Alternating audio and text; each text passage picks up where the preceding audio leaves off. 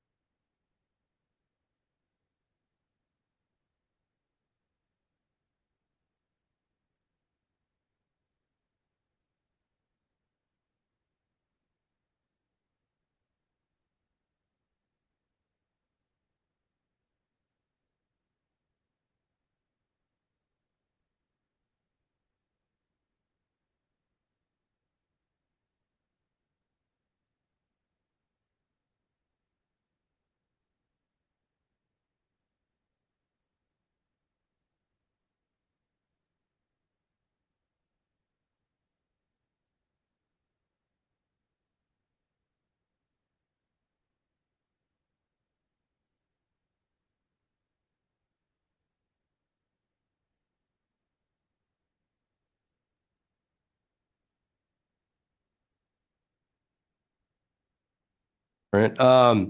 Yeah, thank you, Mayor. The council met in closed session, which was authorized pursuant to Government Code 54956.9D2 and E1 due to significant exposure to litigation in 3 cases. In 2 of the cases, the staff gave the council a briefing and a discussion was had. There was no reportable action taken. Thank you, Danny. And then- And on the third litigation, potential litigation item, a confidential briefing was given, discussion was conducted, questions were asked and answered, and there was no reportable action. All right. Kathleen, thank you. And that will take care of closed session. As we always do, we always like to start with prayer, and Reverend Karen Davis is going to pray for us tonight. And after she prays, I've asked our Mayor Pro Tem to lead us in our pledge. And if you would, and if you could, please stand. Thank you.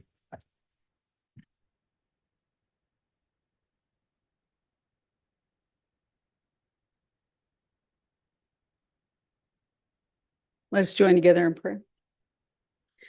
Gracious God, during this time in which we have celebrated the independence of our nation, we are thankful for those who have given us the rights and privileges that we honor and celebrate. We ask that you continue to guide us in wise choices and decisions. And as citizens, may we continue to honor those who have given their all for our freedom by taking care of our democracy and by the choices that we make. We ask your blessing on our meeting tonight, and may you continue to watch over your people everywhere, even as we together tonight deliberate on those decisions that serve the community. Amen. Amen. Thank David? you, Mr. Mayor. Please join me as we pledge allegiance to the flag of the United States of America and to the republic for which it stands, one nation, under God, indivisible, with liberty and justice for all.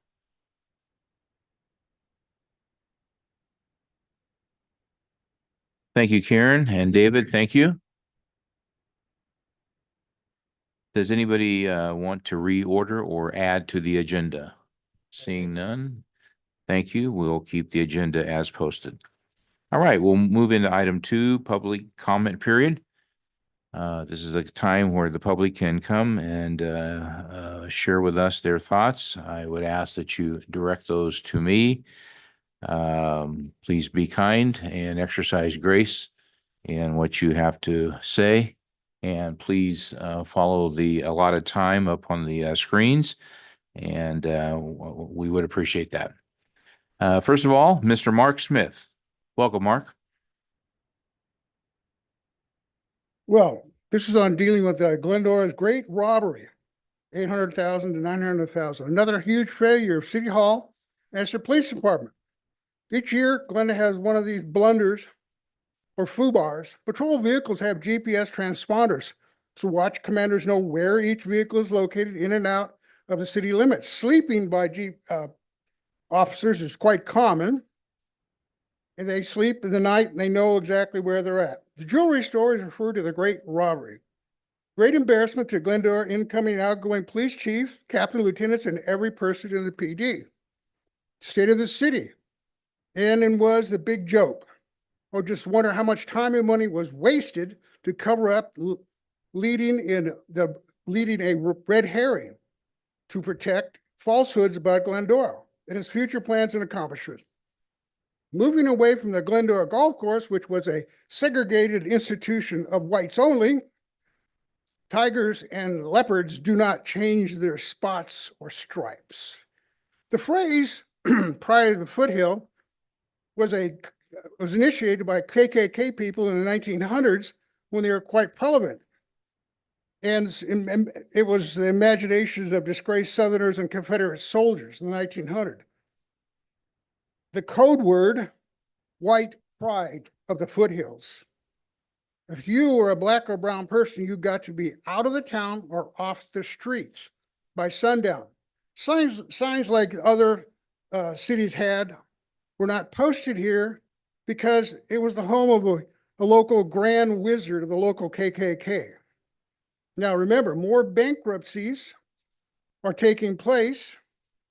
And we expect in the 2024 to 2025 a peak of the children's attendance in schools. Now, the city likes to use we can't talk about that. They're as transparent as mud. State secrets, communist countries is basically what it all turned into.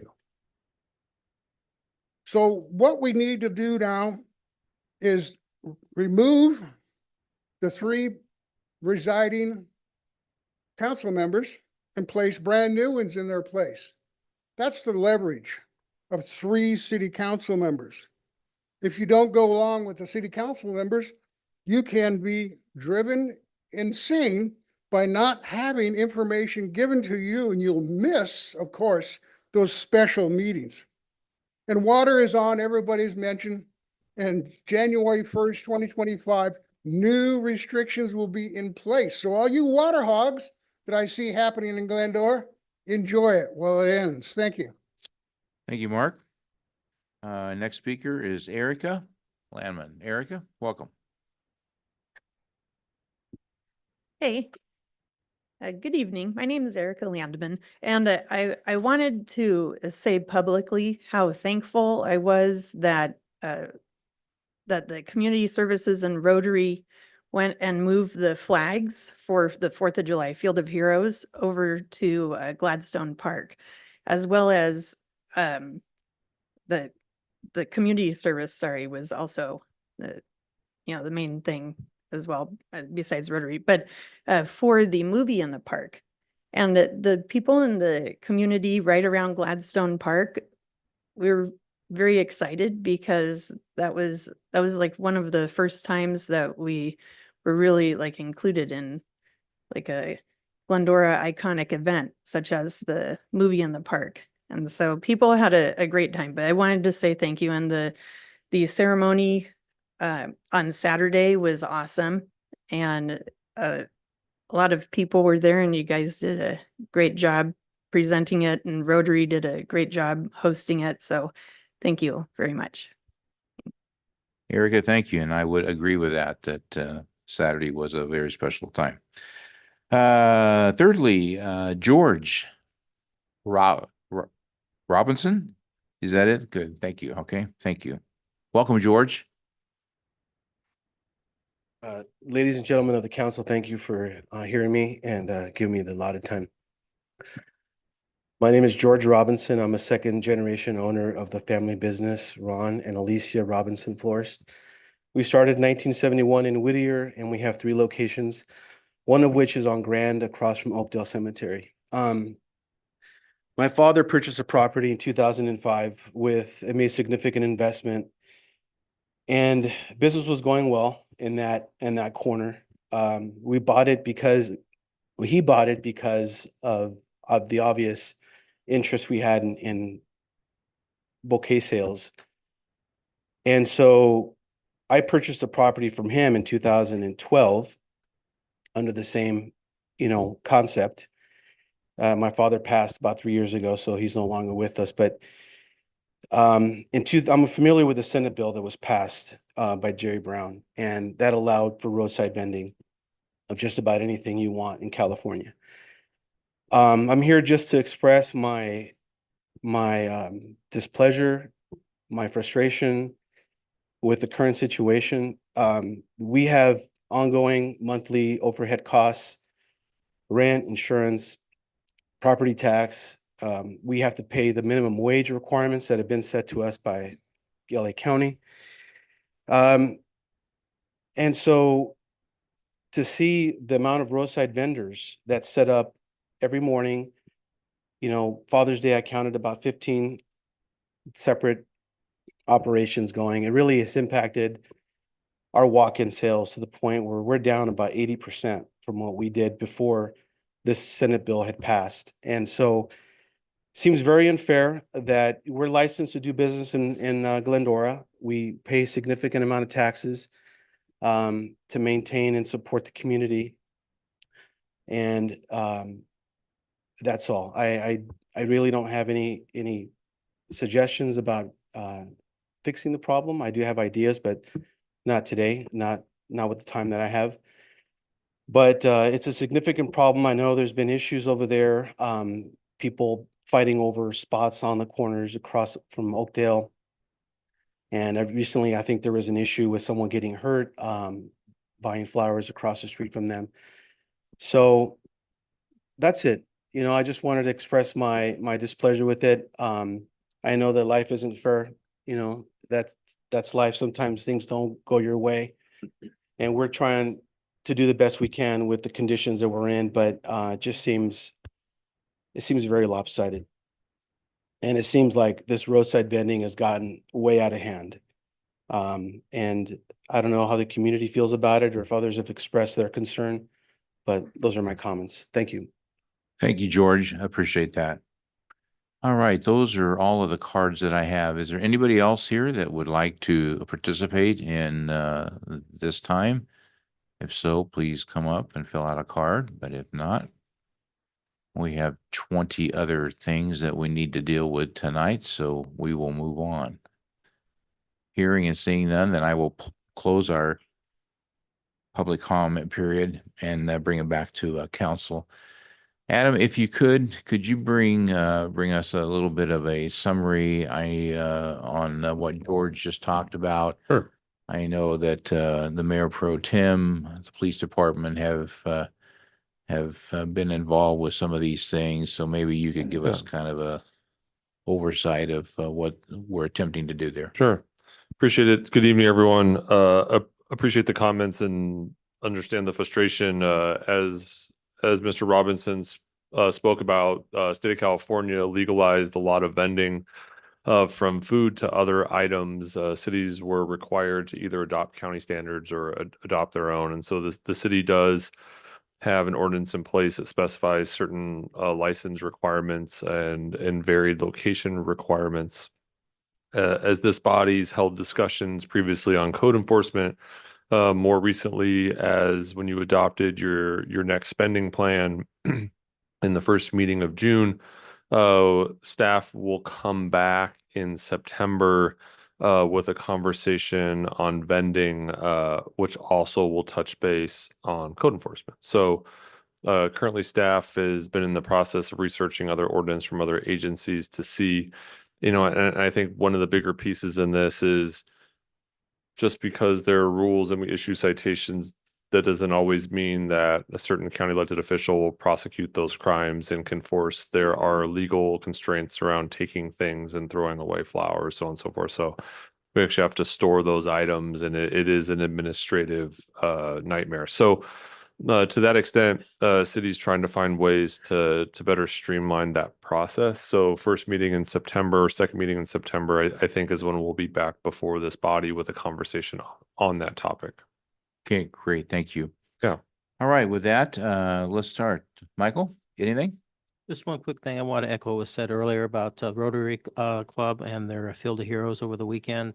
I know as part of it, helping put the flags up on the first part. It didn't help on the second part, taking them down, which was a little easier, I would imagine, Gary, a lot easier. But you know, my congratulations to the Rotary Club and to Gary for spearheading this and making this happen. It was a great event, and I know you were there, and we all were there actually.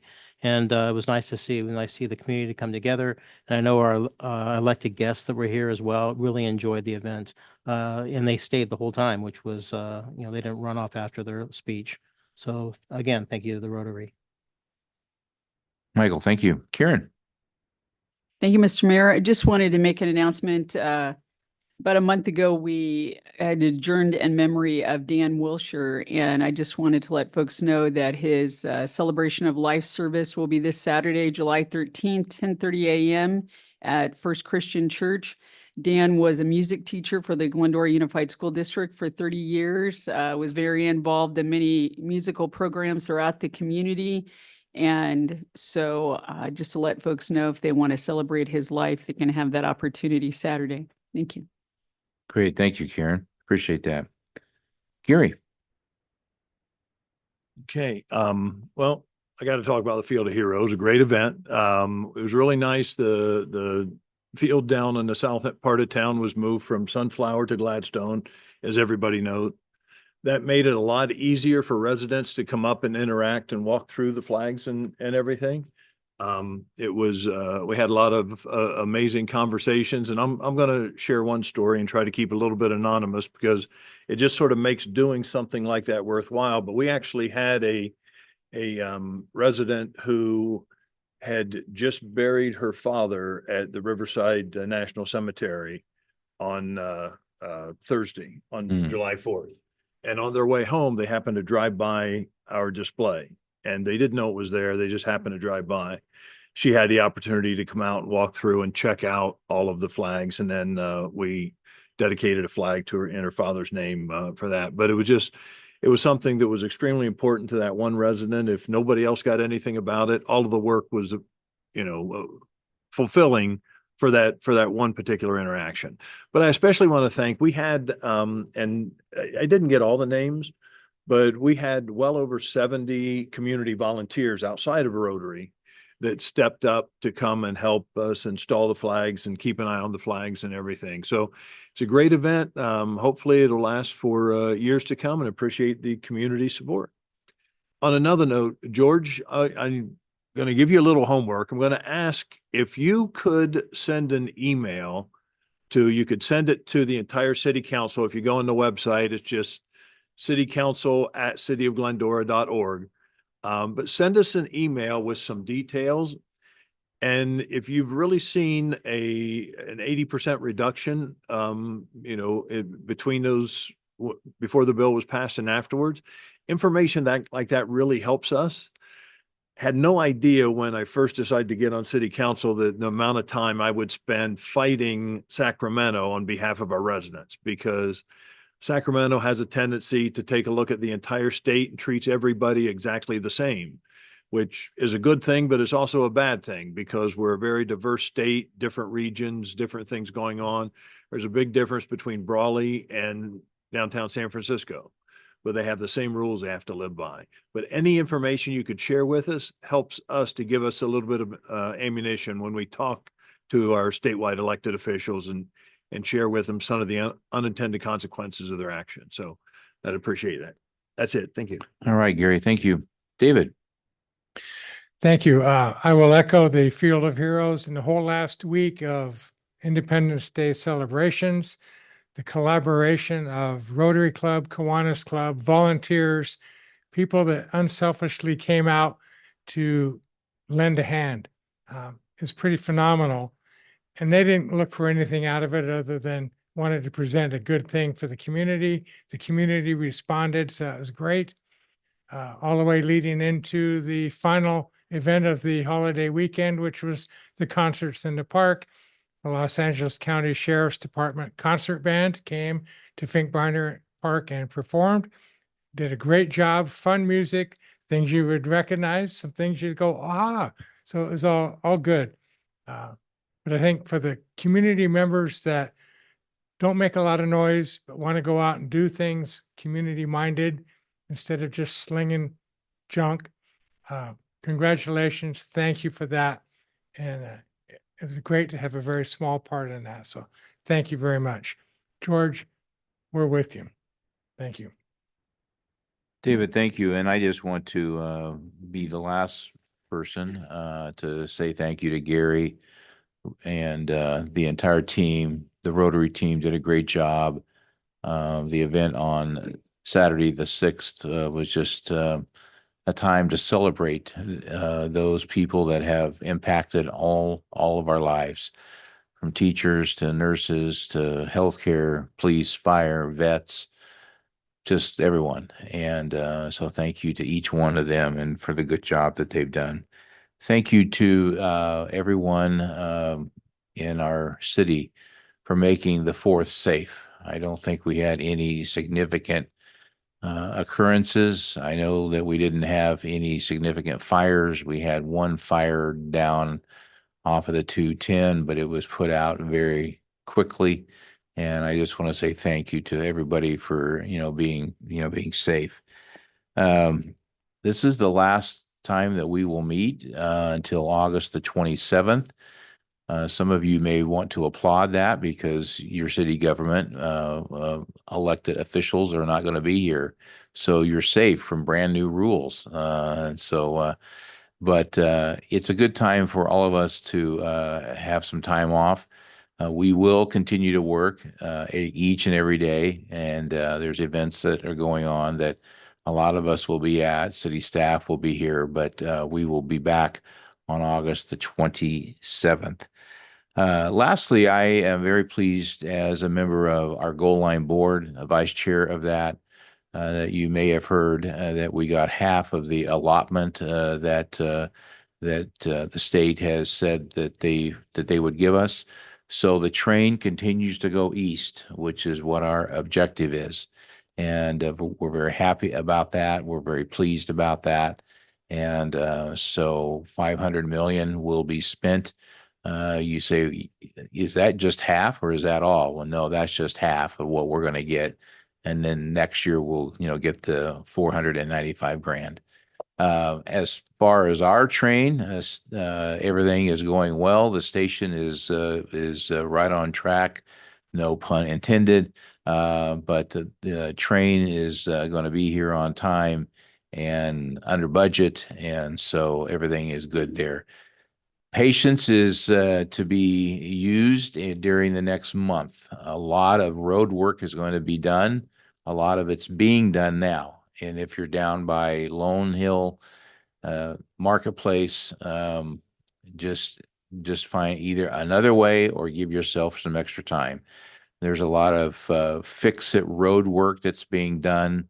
I'm looking for Bill. Bill is overseeing that and making sure that it's getting done. I know Bill has been in their grill a little bit because they've pushed some things back. But we want to try to get a lot of that done during the summer months when historically the traffic is fairly low, school is not going on, and a lot of people are out of town.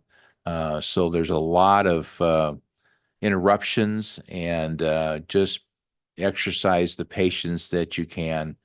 Have a Coke like on the board, take a sip of that and have your air going, and everything is going to be good. Because at the end of the day, the roads are going to be improved.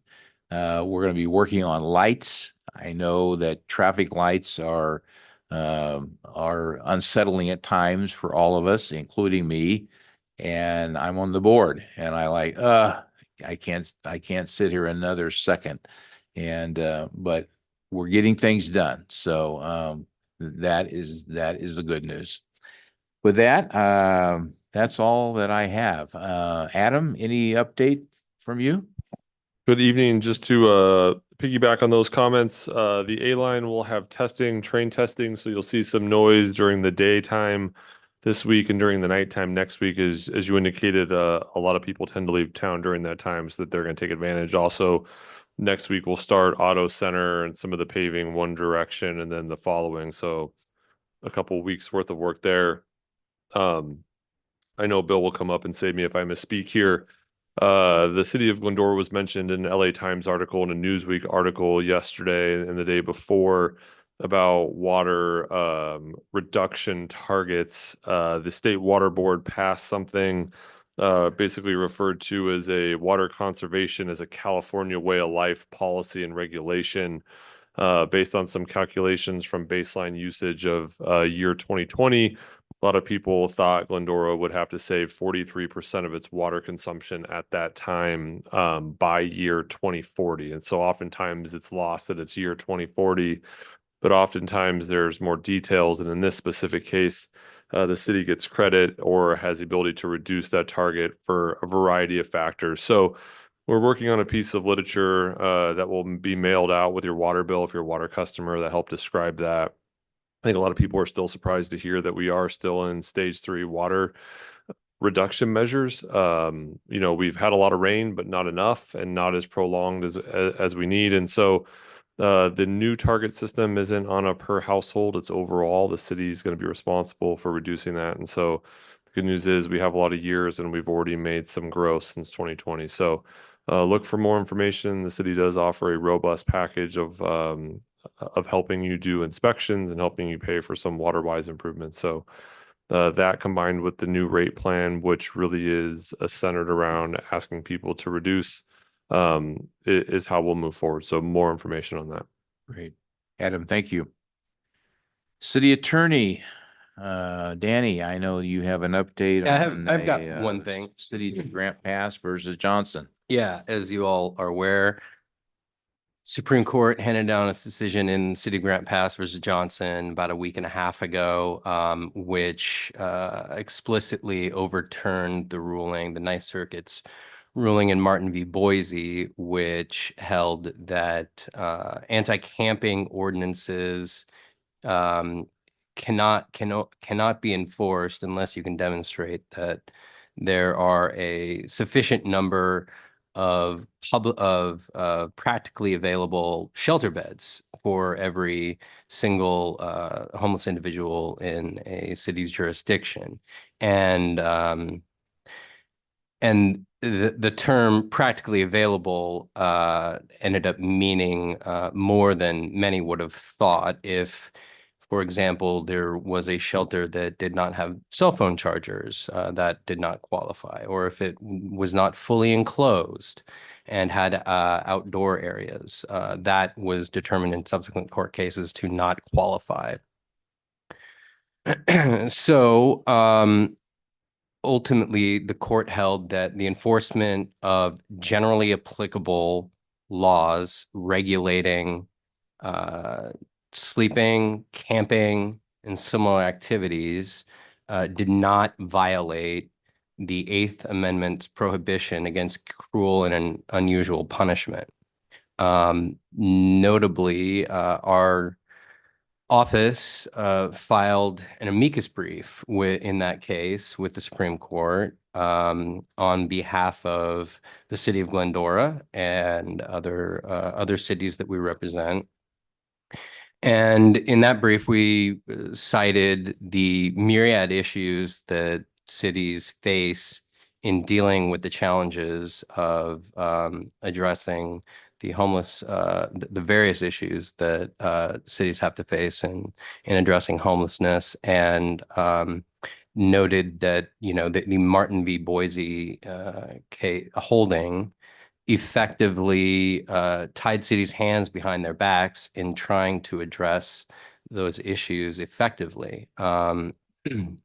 So in the holding in Grants Pass will mean that some form of anti-camping regulations can be adopted, the scope and scale of which is still a bit to be determined. Our office is working on a memorandum to help guide various cities through the permissible kind of legal framework to think about in addressing sort of anti-camping regulations. The Grants Pass isn't the final end-all be-all on all issues related to how cities can address homelessness. Importantly, the Supreme Court, the question presented before the Supreme Court only was dealing with the Eighth Amendment claim.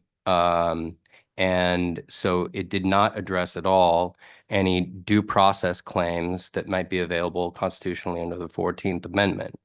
So that wasn't taken up. And the court noted the majority holding in that case noted that there may be, there is under state law, the defense of necessity, and that might apply to certain individuals in certain circumstances.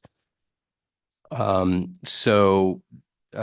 ultimately the court wanted to allow cities to experiment with various regulations and to tailor their regulations to the needs of the local community and the circumstances that they face. And so we'll be following up with you on that further. Can I add one thing really quick? Absolutely. So I appreciate the robust legal update there, and I think I just want to summarize a couple of the questions that we get, and this isn't the part of the meeting where we can have a full debate, but I just think it's important to point out that the city, from a city stance as relates to homelessness, you know, with the uplay, this is the #1 community concern, and as such, as as Danny mentioned, we've engaged them to do a comprehensive overview of all of our ordinances in place to see if there's anything that we need to change. But the city really has not taken the approach of enforcement first, but also services. It takes a complete system, including the county and DA's office, to help individuals get the help they need. And so the city has implemented and continues to implement a comprehensive policy, and we're hoping that this Supreme Court ruling will help us add additional tools into our fight against homelessness, and hopefully we can gain some more ground on that front. So much still to come, but if you have questions, the city is happy to answer them. homelessness@cityofglendora.org. Thank you. Thank you. And I think it's important that everybody knows that we're all engaged with this, and Danny sent out some good update that we all read. And I know that Karen and Gary, as part of the assignment, which they have, are deeply a part of really helping to guide us and do some good things for those that are unhoused. So this is a paramount thing that we are continuing to work on. Danny, thank you for your update and for the guidance that you'll continue to give us. So thank you. I appreciate that. Wendell, if I may. Sure. I appreciate the updates and a lot of legal jargon and dancing around issues, but the bottom line is we need to remember as a community, we still have an issue. And even though this changes the way that things can be dealt with, it doesn't change the fact that we still have an issue. So one of the things, we're not going to see a lot of major changes overnight. The city of Glendora staff, PD, are still going to be doing the things that they've always done. And we still need to address it as a body as far as what we're going to do moving forward. So even though this helps with decisions that are going to be made moving forward, we still have an issue that we need to deal with as a community, and we still need to take the steps that are going to be necessary to do that. So don't expect to see a whole lot of changes. And if anybody has any questions, feel free to talk to any of us. Thanks. Great. Thank you. All right. We're going to go on to item 3. There are a lot of nights and events here in town that are really fun. We love to celebrate here in town, but National Night Out is one of the most spectacular nights that you can be a part of. Nita, I'm going to ask you to come up, and I'm going to talk a little bit about it as you come up. You do not want to miss this night where police will be there and you will get to interface with them and celebrate the good work that they do and celebrate it with all of your friends. So I just want you to listen closely to the details here, because it's a night that you don't want to miss. Nita, thank you for being here. Well, thank you. It's yours. It's nice to see you, Mayor and Council. Yes, National Night Out. This will be our 19th year here in the city of Glendora, Yeah. and it is a fun event. It's a centralized event for National Night Out. Normally takes place on a Tuesday night nationally, but we've switched it in partnership with Recreation and Human Services so that we could have it along with their movies in the park. So 5:30 to 7:30 at Finkbeiner Park will be our event, followed by their movies in the park. And last year when we put that together, it was just a smashing success. So Yeah. we appreciated all of that. Just a couple of little things. One of them is really important. This year we partnered with Shepherd's Pantry to do a canned food drive. We found by listening to their staff that everybody remembers, which is a great thing to give at the holidays time in the fall and at Christmas, but they run out of food in the summer. So we decided this year to partner with them. So please bring your canned goods. They will be there with a collection truck to just take it all in one place and then take it back to their place. So that's just a really great partnership that we have with them this year. The first 200 kids that are under 12 years old that show up, our Police Officers Association is going to give out little vouchers, and they get a free little cone of ice. So that was a lot of fun last year too. So our regular things will be out there. The fire department is joining us this year, which we're happy about. Right. We'll have booths. So city entities will be the water department and our explorers, which are, the word earlier was used, robust, is getting a little bit more robust with our young explorers, and they'll have a child fingerprinting booth. They'll be doing that this year. And it'll just be a whole lot of fun. Plus, it just gets everybody together. A lot of people that showed up last year had never been to movies in the park before. So to have, like I said, that partnership where people had no idea it was going on, it was really great. So everybody in the community is invited far and wide. So please attend our event. And I have flyers for anybody that's stopping by City Hall. I'll put them right in the foyer, and then you'll be able to pick them up. Awesome. Great. Thank you very It is a much. great event, and the food's good. Fellowship is good. The music is good. It's just a great event. And Pink Banner Park is kind of been redone. And if you haven't seen it, it's a great time to come and see it, and bring your kids because they will love it. Nita, thank you. Thank you for everything that you do to help with, all of the neighborhood watch events and just a lot of different things that touch you. So thank you. Did we make a decision on the Dunk the Mayor tank? Is that? Dump is that the still mayor going forward? tank. On Wow. repeat, over and over and Dump the over. mayor's. It could mess up my hair though. That would not be good. Well, I would do it for the cause. I don't know what the cause would be, but I am going to be there. So thank you. Thank you, Nita. All right. Another good update is our 23 to 25 strategic plan update for June of 2024. And giving that is Adam Raymond. Good evening again, everyone. I promise to make this quick. Roxanne, if you wouldn't mind going to, on the top, there's where is it? The summary one. Hit the dots right there. Or not. You know what? We'll just start here. How about grid? Let's go to grid. I lied. We'll just start with goal 1. How about that? Charts. There is a summary page, I promise. All right, so not bad. So I'll tell you what, I'm just going to talk and we'll go through this. The summary page, I don't know why that's not showing up, so I apologize for that. Today is a unique day with our strategic plan. It technically marks the halfway point in our 2-year strategic plan. As this council knows, more recently from State of the City Council does continue to provide pretty robust updates and has made pretty tremendous progress.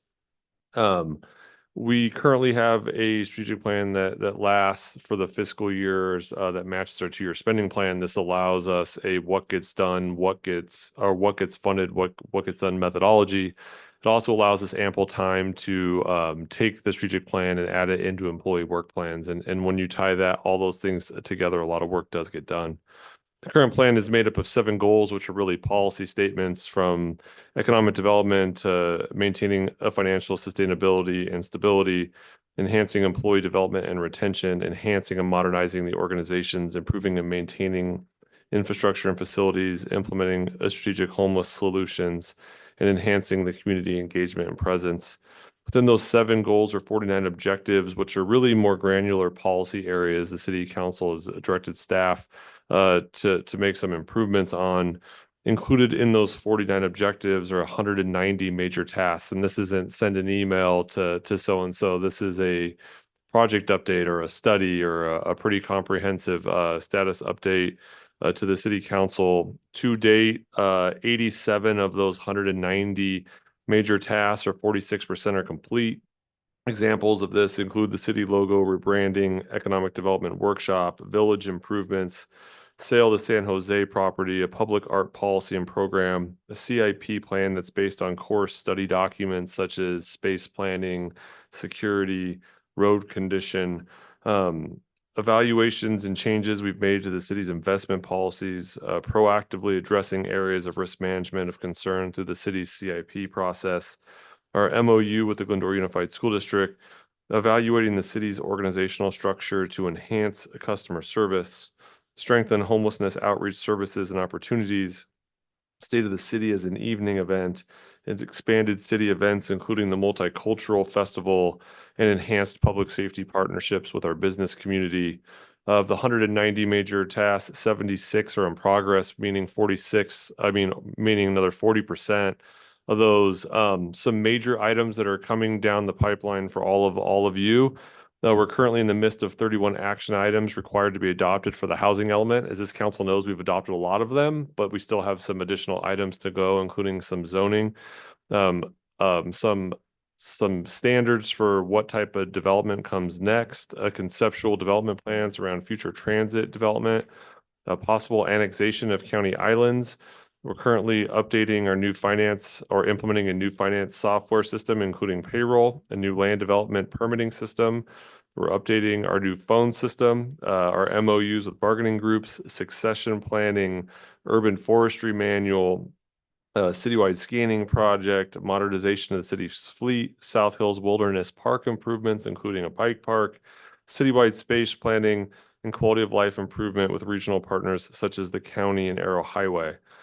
27 of those major items have yet to start, which is about 14%, but those do include some major items such as CEQA streamlining, RFP for other portions of some of our planning documents that aren't in progress, the comprehensive fee update, an employee satisfaction survey, a citywide beautification program, and an update to our pavement management study. So those are items that will start this next fiscal year. There's about 10% of our strategic plan for items, 10 to 15% that will last beyond the 2-year process, but we're so important to get started. So just want to take the opportunity to say the city's well underway to achieving, the vast majority of the items set forth. And I will tell you, I think it's a pretty robust and aggressive plan, and we'll be meeting with all of you and scheduling, with the election coming up in November, we'll schedule some time to start on our next strategic planning session at that point as we start to lay out our new spending plan, understand what the state is going to do to us in terms of their budget and what sort of the landscape looks like of the economy come time for presidential election as well. So lots of things in progress. A lot of your department heads are here this evening and staff, and really they are the ones that deserve an incredible amount of appreciation. They have done a tremendous amount of work each and every day and continue to do so. And my gratitude lies with each and every one of them. Thank you. Adam, thank you. And I would agree, staff is working extremely hard. And although we're going to be taking some time off, I know that we're all going to continue to, work even during that time off. So thank you for that update. The city is in great shape, and we're blessed to be able to say that. All right, let's go to item 5, Sister City update, our MOCA update, and presenting that is our Assistant City Manager, Moises Lopez. Welcome, sir. Good evening, Mayor, council members. Tonight, I'm providing you an update relative to the conversations that we've had at several points during the year related to our upcoming trip to MOCA, Japan, to celebrate their 7th anniversary celebration. So just quickly, by way of background, Glendora has 2 sister cities, Merida, Mexico, and MOCA, Japan. Specific to MOCA, we've had a formal relationship with them since 1984. As I mentioned, MOCA extended the city of Glendora an invitation to participate as part of its upcoming 70th anniversary celebration later this year in October. In January, the council provided staff direction to determine how many people would comprise the delegation to go to MOCA, as well as approved a preliminary budget of $50,000 to make that happen. So tonight's report is to provide you a specific update as to who is part of the city's delegation, provide some additional details to you and the public relative to the itinerary that we will be undertaking and what the fiscal impact is to this date. The city's delegation will include the following individuals: Mayor Thompson and Mrs. Thompson, Mayor Pro Tem Friedendahl and Mrs. Friedendahl, Councilmember Davis and Mr. Davis, myself, Marie Ricci, our Deputy City Manager, Valerie Velasquez Santoya, our Housing and Economic Development Manager, Stephen Mateer, our Transportation Manager, and Cindy Romero, our Library Services Manager. 4 members of the Glendora Sister Cities Association will also be traveling alongside the city delegation to participate in the celebration. Quickly, I will also provide an update. There are more specific details in the staff report, but we intend to depart Los Angeles on October 2nd, arrive in Tokyo on October 3rd, spend the night there before representatives from the city of Mocha will pick us all up and take us to the city of Mocha, where we will immediately turn our attention to participate in the welcoming ceremony and the symposium that has been set up for the 70th anniversary celebration. That night, we will have a dinner with officials from the city of Mocha. October 5th also has a full day of activities with the delegation participating in a pole sign unveiling ceremony as well as a parade. We will be meeting representatives from Mocha's sister city in Australia that evening. On October 6th, we'll do some cultural sightseeing in the neighboring region. October 7th, we will actually have formal meetings with Mocha City officials and a tour of some of their facilities before returning back to Los Angeles on October 8th. So an action-packed 7 days full of activities for all of us to be engaged in. To date, we estimate that we have expended approximately almost $22,000 in costs related to the flights and to transportation. Most of the transportation will actually be covered by the city of Mocha. The only transportation that expense that we've incurred to date is the transfer from Tokyo, the airport to the hotel in Tokyo. Mayor, that concludes my presentation. All right, sir. Thank you. Any questions? All right, it's going to be a busy time for us, but good folks, and looking forward to being with them and learning from them. As, Absolutely. you know, we always do. So thank you, sir. Thank you. All right. All right, we don't have any public hearings tonight. Consent calendar, we can take care of items 6 through 13 with one motion. I'll move items 6 through 13 on the consent calendar. Okay, Michael has moved that. Karen has seconded. Please vote, and then, okay. I have a Okay, question on so 13, before please. the vote is taken, a question on 13? Yeah, regarding the urban forestry manual, I am to understand that one of the items to be considered and evaluated is an acceleration of our tree trimming program on the grid from a 5-year process to a quicker process, maybe a 3-year process cycle. Is that fair? I think that will be one of the components. I don't think that will be staff's recommendation for a number of reasons, but that will definitely be part of the process. Yes. Or for consideration. Okay, Yes. thank you. Okay. All right. Excellent. All right, let's vote, and then Madam Clerk, please call the roll. Councilmember Alowitz, Yes. Councilmember Boyer, Yes. Councilmember Davis, Yes. Mayor Pro Tem Friedel, Yes. Mayor Thompson. Yes. Motion carries 5-0. Okay, great deal. All right. As I mentioned before, we have 20 action things to do, so that helps us greatly to get through 8 of them. So with that. Okay, this takes us to item 14, a item that Michael had brought up that we need to talk about. Consideration of Cal City's annual conference, and it's a resolution, and I think that Michael has asked for us to talk about that, and it was seconded by Gary. And Adam, please. Yeah, if you would like me to give just a brief overview of Yes, the item and please. turn it over, that I'd be happy to do that. Yeah. So, good evening, Mayor and City Council again. And at our June 25th meeting, an item was asked to be placed on the council for the city to participate in a resolution process. You previously, Mayor, described the primary and the secondary request to have the discussion here this evening. The staff report in item 14 is pretty robust in explanation, and included there's an attachment on what a resolution is at Cal City. So for those of you who don't know, Cal Cities is the largest advocacy body that cities can participate in. 95% of the cities in the state of California participate. During their annual conference, there is a process by which the cities that send representatives send a specific representative that's allowed to vote, and they vote by bylaws, but also resolution that helps change their advocacy policy or things they advocate for, not just a onesie or twosie, but more of a permanent type of advocacy process. The resolution process follows one of two ways.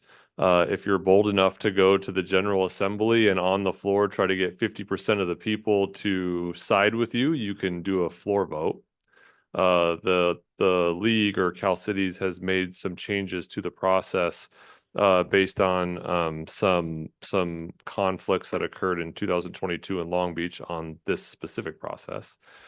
And as a result, they revamped the rules. And so the more traditional resolution process is as follows. Any elected official, I think staff member and or representative of a city can propose a resolution. And they've seemed to have lessened the rules, not just a resolution, but some additional language or policy statement. And that is presented to a policy committee first, reviewed by the league. There must be 5 written recommendations to review that. From a policy committee, it goes to a resolution committee. At any step in the process, that resolution language may change. And at a resolution body, the resolution can be removed if it runs afoul of any of the criteria that are there. Based on the council's direction tonight, staff can perform a variety of activities and or not provide those activities. This is one of those true council policy sort of items. I will let the council member read the resolution language, I think, in drafting it. And I believe it was reviewed by our city attorney that he's probably best to describe what that is about. But in summary, for the million of people watching at home, the resolution process is how Cal Cities helps change their policy philosophy and what they advocate for. And this occurs one time a year. All right, great, Adam, thank you. And Michael, since this is yours, I'll let you speak first, and then Gary, since he gave you a second, I'll let him speak next. So Michael? Great. Thank you, Mendel. As we all know, that Sacramento keeps eating at our sovereignty and makes dictates to us from on high. And this is what prompted me to go forward with doing this. Plus, within our GTNR, our Governance Transparency Committee, it was brought to our attention that the time was coming to go and do this. We had 60 days before the convention to go ahead and put something through. So I have been working with Cal Cities Representative Jennifer for quite some time on this, going through the hoops of finding out what it is that you can and can't do, what the requirements are. And she was very helpful and very encouraging to move forward and do something, to the effect that in 2023, no resolutions were submitted to Cal Cities. In 2022, there was a floor vote for Cal Cities plus a bylaws change. And David can attest to how that went. Not very well. It was poorly on the floor vote. And then in 2021, only bylaws were passed and no resolution. So there really hasn't been that active from the rank and file. I also reached out to our lobbyist, Gonzalez and Son, to do some research as far as on the matters, how many dictates that we have come down from Sacramento down to us. And they gave me a whole list. I hadn't gone through all of it, but they had given me like pages and pages of items that pertain to this topic matter. So I was able to pull out some, and as we know, the Brown Act is one that dictates only for us and not for the legislature. SB 1439, the Levine Act, the $250 maximum you can get without having to recuse yourself, but since has been, I believe, altered. You have AB 571, campaign contributions, that since we don't have a campaign limit here, it's already dictated now by the state of California how much you can have. It's what, a little over $5,000, I think, per cycle, somewhere around there. And then this was kind of a unique one. We all have to deal with the CEQA issue, and the legislature did a little carve out. It's SB 174. They're building an annex building on the Capitol grounds, and it's about $1.1 billion for this annex. They ran into a thing called CEQA, and so they pushed this SB 174 through to make it so that they didn't have to go through CEQA, just for them. And so I have a resolution that, as Adam had mentioned, that I worked with our city attorney with. to go through to make sure this is palatable. I gave him the draft of it, and he made some minor modifications, which were really good on this. So I have that. And I also have 5 letters of support already from 5 different mayors, 5 different cities, with quite a few more on their way. This is becoming quite popular. And the president of the COG had sent this out to the COG president and encouraged everyone to look at this to see if they wanted to move forward. Did this on his own, not with my asking or anything of that nature. But it was quite encouraging to see. I've been getting, like I said, lots of emails and things as it's coming through. And you have it in your staff report, but I can go ahead and read it now. The body of the language says, the California State Legislature shall not enact and the governor shall not approve any law or regulation that applies solely to elected officials of California cities and counties unless such law also regulations also apply equally to members of the California State Assembly and Senate. This prohibition shall not apply to laws or regulations affecting the inherent powers of the legislative branch under the California Constitution. So what I'm here tonight is I'm asking the council for full support to go forward with this. And I would appreciate that very much. And if not, simply give me the blessing to move forward on my own, since I've already been pushing this and doing the research. All right. Thank you, Michael. Gary, you want to? Mayor, I would just add one caveat to that before Sure. the Councilmember Boyer speaks. The city council annually sends a representative to the Cal Cities Conference, and that individual, there's a approval process we go through in September timeframe, and they get direction on how to vote on some of these resolutions. So if the council does decide to move forward anyway, it sounds like the council member is going to go on their own if the council doesn't provide official city direction, but we will need direction as a body on how to address this matter one way or the other. Okay. Thank you. Great. Thank you. Gary. Yeah, we've had the opportunity to talk about this and you know, I have some concerns about time because trying to push something through at this late date. But it sounds like you have been doing your homework and trying to get support already. One of the things that we have to remember when we're dealing with the League of California Cities is we're dealing with in a neighborhood of about 400 city members throughout the entire state of California. So it's not just our neighbors next to us here in East San Gabriel Valley. So the job to try to garner support for something like this in Northern California, especially in the Bay Area, can be overwhelming. And I've been involved in this process 3 times before, and unfortunately, all 3 times it's failed. We have not been able to get the resolution to come to a vote at the General Assembly for a variety of different reasons. I also have a little bit of a concern of this particular resolution because the League of California Cities represents municipalities, not just elected officials. And what we're talking about here is just elected officials. I think if we do choose to move forward with this, this needs to be something that's driven and worked on by elected officials, not necessarily by staff. There's all kinds of other things that we need to be fighting with Sacramento on when it comes to local government. But as far as the limitations that are being put on us as elected officials, sometimes it seems as though they're trying to, there's a lot of elected officials in the state of California. And together we can be extremely powerful, but when we're divided on a regular basis, it makes it really difficult for us to do things. And so I understand the reasoning for wanting to do this. A couple of questions I have for you. Because I don't think we're in a position to approve a resolution, because as you know, as you start reaching out for other support, everybody's going to have an opinion on what may be wanting to be added to or removed from the resolution. So we're not actually talking about approving a resolution tonight. We're talking about just approving the process of moving forward that we have the support on it. So what would be expected of the rest of the council if we were to move forward with this tonight?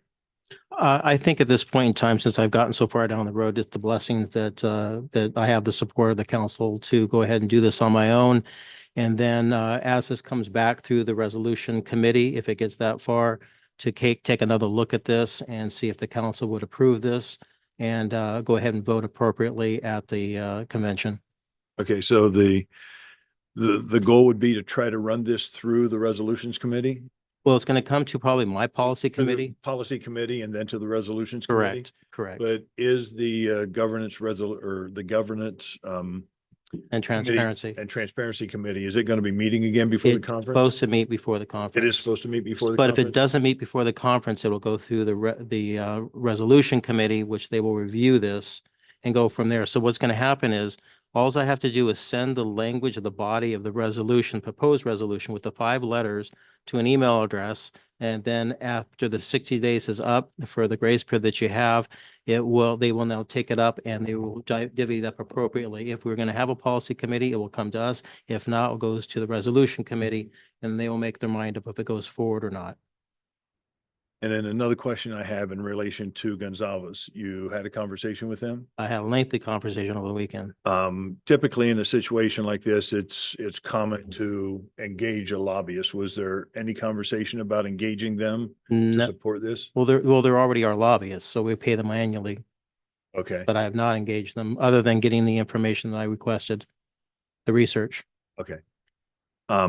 You know, again, my concerns are about the process, and if we do all of this and if it goes through, and even if Cal Cities decides to take it up and votes to support it, still doesn't mean it's going to go anywhere. No, it doesn't. It just means they're going to recommend it to the legislature. Correct. Okay. Those are the questions I have. Again, I just think it's important that moving forward with this particular resolution, it needs to be done under the guidance of elected officials, not of staff. Agreed. My only comments. All Thank you. right. Thank you, Gary. Karen, any thoughts? Well, I appreciate the questions that Mr. Boyer asked because I think that brings to light some different things. But, you know, there's so many things that are important right now. And to me, this is not a priority. So to be spending council time on it or, you know, any staff consultant time, I just don't feel like it is a priority when there's so many other things that need to be addressed. Well, this will be my time, nobody else's time for one. And in case history shows that they haven't been having any resolutions submitted to the league. So no one's doing anything on some of the other issues. I agree, there's a lot of other issues that are important, but unless we start someplace, we're not going to get anywhere. But you're asking for our blessing, and I'm saying I don't want to give my blessing to something that I don't think is a priority because that's a reflection. This is what Glendora is concerned about right now, and that we want folks spending time. If you personally want to do this, go for it. But in terms of us saying that you're going with the city of Glendora's blessing, I don't want to give my blessing to this because I don't see this as a priority. That's my response. Have you given any thought to doing any resolutions to the Cal Cities and some of the other hot button items that you think are appropriate? No, and that's not the question right now either. No, but what I'm trying to say is we're all active in our outside committees and we need to stay active to be able to be relevant. And this is one of the reasons why I wanted to push something, and this is relevant and it's important to us because what's going to come next down the road of regulating us? I guess what I'm saying is I don't see those regulations as an issue right now. I see homelessness, I see water, I see those things that I'm involved in and working on as issues. I don't see regulations on us as elected officials as a priority to the job and representation of the city.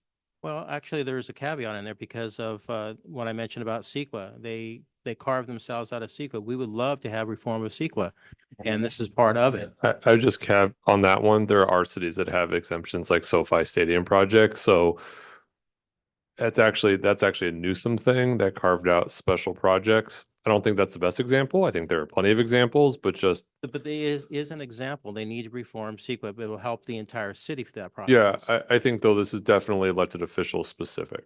That project council member, quite frankly, is staff driven because they didn't want to go through it at the state level, their own process. But they did it nonetheless. And they carved did it for out, SoFi and they did it for other people as well. But they haven't done it for us or other cities. No. All right, David, any thoughts? Yeah, thank you for the refresh on the process, having lived through part of that, and it was not a good experience. At least Cal Cities has revisited that, and thank you for the interpretation. I agree that this is clearly an elected official matter, not a staff matter. And personally, I think that the folks in Sacramento need a wake-up call and need to play by the rules they make, not make rules for everybody but them. So I would certainly support a resolution as an elected to encourage Cal Cities to press the issue that state legislators should act like local legislators if they could put together such a resolution. Thank you.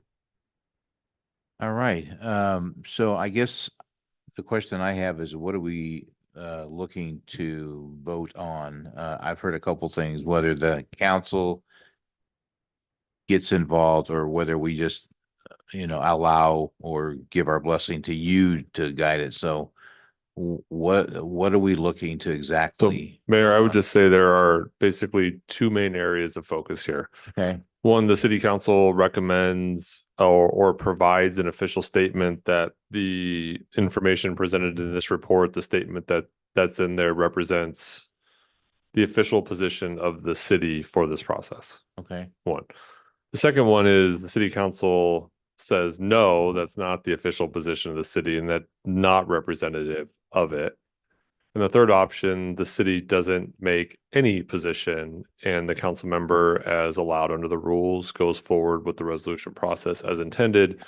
And then we would have to come back at a later date should really any resolution that doesn't match specifically what the position we've taken previously. It has been very rare that that's been the case.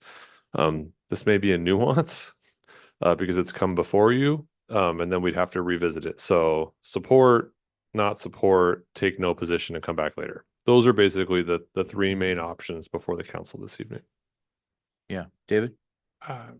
I don't know that there's any objection to that. The process is what it is outlined. So I think we would all agree what the process is.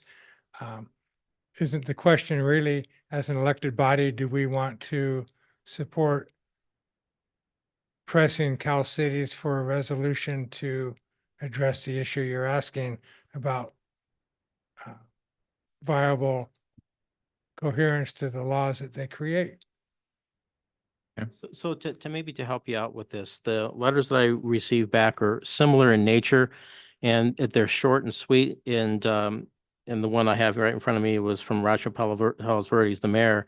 He says, I'd like to be a voice of support for Glendora's timely and needed resolution below for the upcoming Cal Cities annual conference this coming October 18th.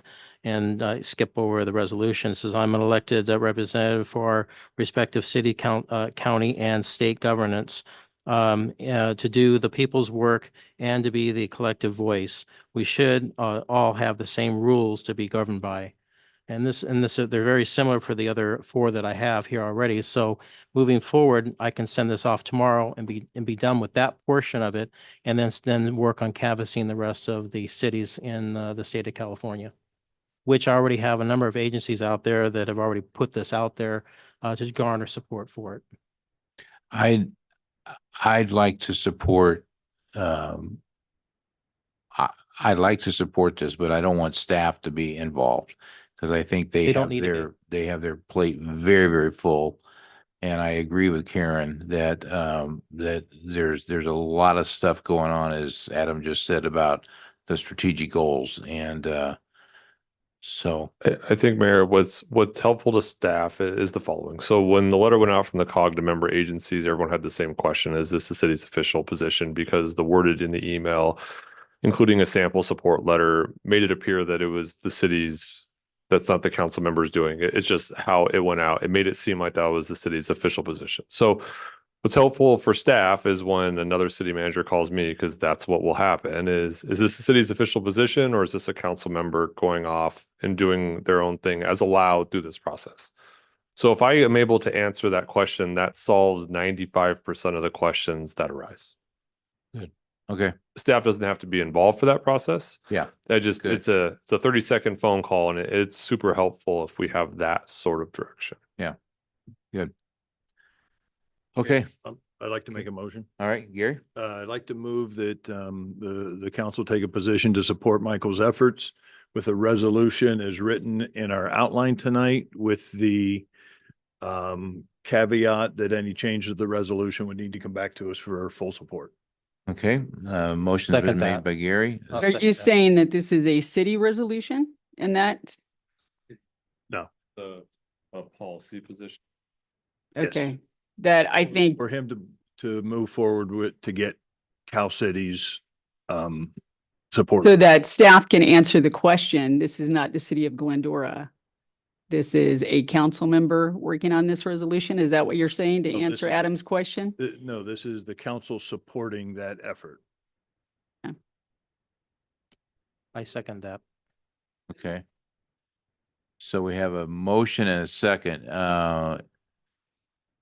Madam Clerk, do you want to attempt to read the motion again, or are we all clear? No, you don't need to read it. You don't need to read Yeah. it. Okay. It was, the motion was made and Okay.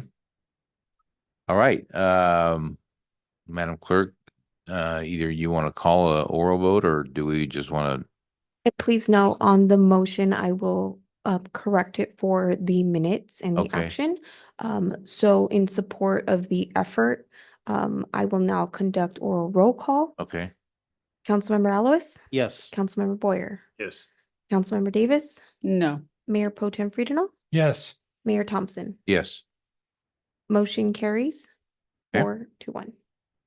all right. Okay, we'll move on to item 15, and this is to award a consultant services agreement for crossing guard services to All City Management Services, Inc. in an amount not to exceed $280,917 for the period of July 1st, 2024 through June 30th, 2025, with an option to extend up to 4 additional one-year periods.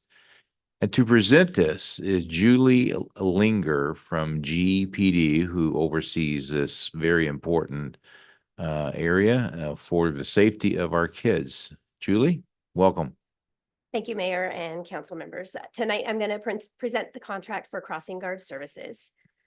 How come this never works for me? There we go. Nope. Okay. A little background on crossing guards. Prior to this contract, crossing guard locations were staffed by civilian police personnel and supervised by a sworn police supervisor. In 2011, the city entered a contract with All City Management Services to provide crossing guard services to the city. Since that time, the contract was renewed several times and extended, and most recently expired on June 30th of this year. We are looking to get a new agreement that would start July 1st and continue through June 30th, 2025. So it will take us through the next school year. Scope of services. So All City Management Services is a one-stop shop. They hire the employees, including obtaining a LifeScout background check on the employees. They train the employees, they do the schedules, and they equip their employees with the vests and the proper equipment.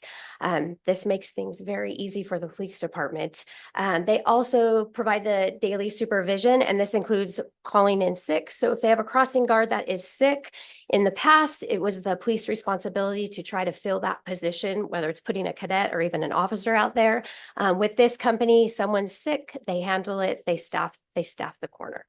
The contract also includes providing a minimum of 60 minutes of service in the morning at each location and a minimum of 60 minutes in the afternoon at the locations. And this is 180 days a year at 14 different locations throughout the city of Glendora. Prior performance. So we have been using them continuously since 2011.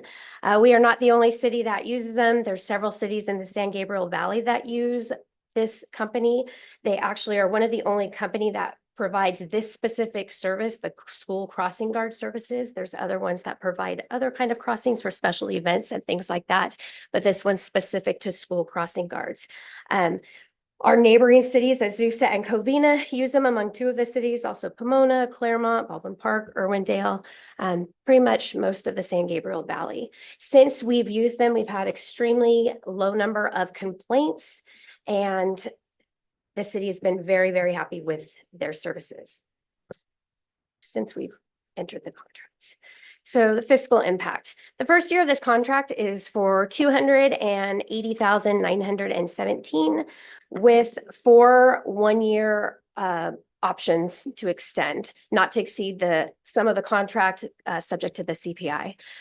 As a part of the new joint use agreement signed in January with the Glendora School District, 12 of these locations will be offset by 50% contribution from the school district, which will offset our cost by $120,393. And our recommendation is to award the contract service agreement to All City Management Services in the amount not to exceed $280,917. To authorize the police chief to execute any necessary contingency in an amount not to exceed 5,000 or 5% of the original contract, and to authorize the city manager to execute the agreement. Are there any questions? All right, Julie, thank you. Questions for Julie? Michael? Thank you, Julie, for your report. This was brought up earlier. Have we did any outreach to Charter Oak to have them participate? Not that I know of yet. Not yet. Do we plan on reaching out? Since our school district is pitching in a portion, We have not at this time, no. will we? That is not currently in our plan, no. Thank you. All right, anything else? Question. Gary? Sure. I notice it appears as though the cost is lower than it's been the last couple of years. Yes. Is there an explanation for that? No. Negotiations. Yes, so reviewing the initial contract, so back in 2011, when they started this contract, they were providing a longer period of service, and they actually are not at the corners as long as they used to be. So working with the company, we've discovered this, and so we have brought it back down, and we are paying what we should actually be paying, which I hate to say, but it was kind of grandfathered. It was standard across all the cities because I've contacted several of the cities to see how many hours they pay for per day. And the standard rate was 4 hours. So 2 hours in the afternoon, 2 hours in the morning. Because it's a split shift, they are required to pay an hour differential for that. So it should be, so that 4 hours before, they were really only getting an hour and a half of service in the morning, hour and a half in the afternoon, and then they paid the extra hour for the split differential, which we covered in the contract. When we reviewed it again, because it's up for renewal, we realized they aren't staffing. They're staffing it up to 60 minutes, a minimum of 60 minutes, up to 75 minutes if they have something going on at the school or they need to extend it longer. So we ended up taking the contract and we're only paying for the 3.5 hours versus the 4, because there was an extra half an hour that was not, it was kind of a grandfathered in, and it wasn't actually, there was not service provided for that 30 minutes. So And then my question on the renewals was, Mhm. it's based on the CPI. There's no cap on it. it can't exceed the CPI. Yes, so if the increase cannot be more than the CPI. So when we go to renew it next year, if the rate they give us is more than the CPI, then we won't accept it. Okay, and I guess a question I asked might be administrative is there, because CPI goes up, cost of our contract goes up, doesn't necessarily mean the crossing guards are being paid more. No. It just allows them if they need to raise it. It's not saying every year there's going to be an automatic CPI increase. Okay. That's not, Okay, thanks. Appreciate it. Very good. that's it. David, Karen? Yeah. Ready to go? Okay, motion's been made by Karen, seconded by David. Please vote. And Madam Clerk, please call the roll. Councilmember Alves, Yes. Councilmember Boyer, Yes. Councilmember Davis, Yes. Mayor Pro Tem Freenel, Yes. Mayor Thompson, Yes. motion carries 5-0. Julie, thank you. Excellent job. All right, we'll move on to item 16, approve the amendment number 1 to the agreement for contract services between Mariposa Landscapes, Inc. and the city dated June 28th, 2022 for the addition of landscape maintenance on Glendora Unified School District properties in an amount not to exceed $510,900 per year. Public Works Director Bill Woodcoff. Welcome, Bill. Thank Good you. evening. Thank you, Mayor. Good evening, City Council. So tonight I am here to talk about the consideration of the amendment, number 1 to the agreement with Mariposa Landscapes Incorporated. So this is to provide landscape maintenance services for 11 school sites. We will also be talking about the creation of the Glendora Unified School District Master Use Joint Agreement, Fund 105. So a little bit of background, the current agreement with Mariposa, they started providing service back in June of 2022. It was a 4-year initial term with 3 1-year extensions, and the initial price for that contract was $1,031,000 per year. A little bit more background. So at the joint City Council Glendora Unified School District meeting, the school and the city entered into a master use agreement, which was a 2-year pilot program. The agreement covers in part the use, programming, and maintenance of sports fields. So as part of that agreement, city staff obtained proposals from Mariposa Landscape Maintenance to provide maintenance to the 11 school sites at a cost of $510,900 a year, and that's a not to exceed amount. So fiscal impacts. Additionally, staff is recommending the creation of the GUSD Master Joint Use Agreement Fund 105 to track revenues and expenses associated with the new agreement. The joint use agreement will incorporate the sports fields, school resource officers, crossing guards, library services, and any other services that are associated with the contract.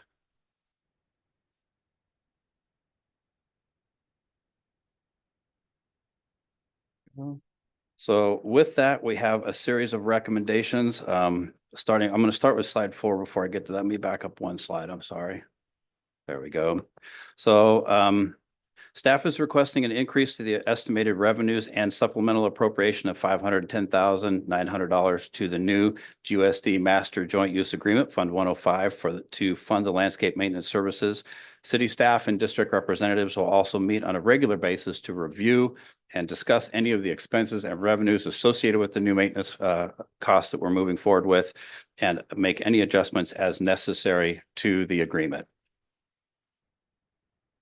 Lastly, on the recommendation, I just wanted to note that there were a couple of amendments that were made to these recommendations that were separate from what was provided in the staff report.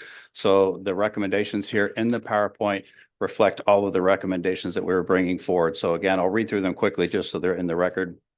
Approve amendment number 1 to the agreement for the contract services between Mariposa Landscapes Incorporated and the city of Glendora, adding landscape maintenance for Glendora Unified School District properties to the scope of work in an amount not to exceed $510,900 per year.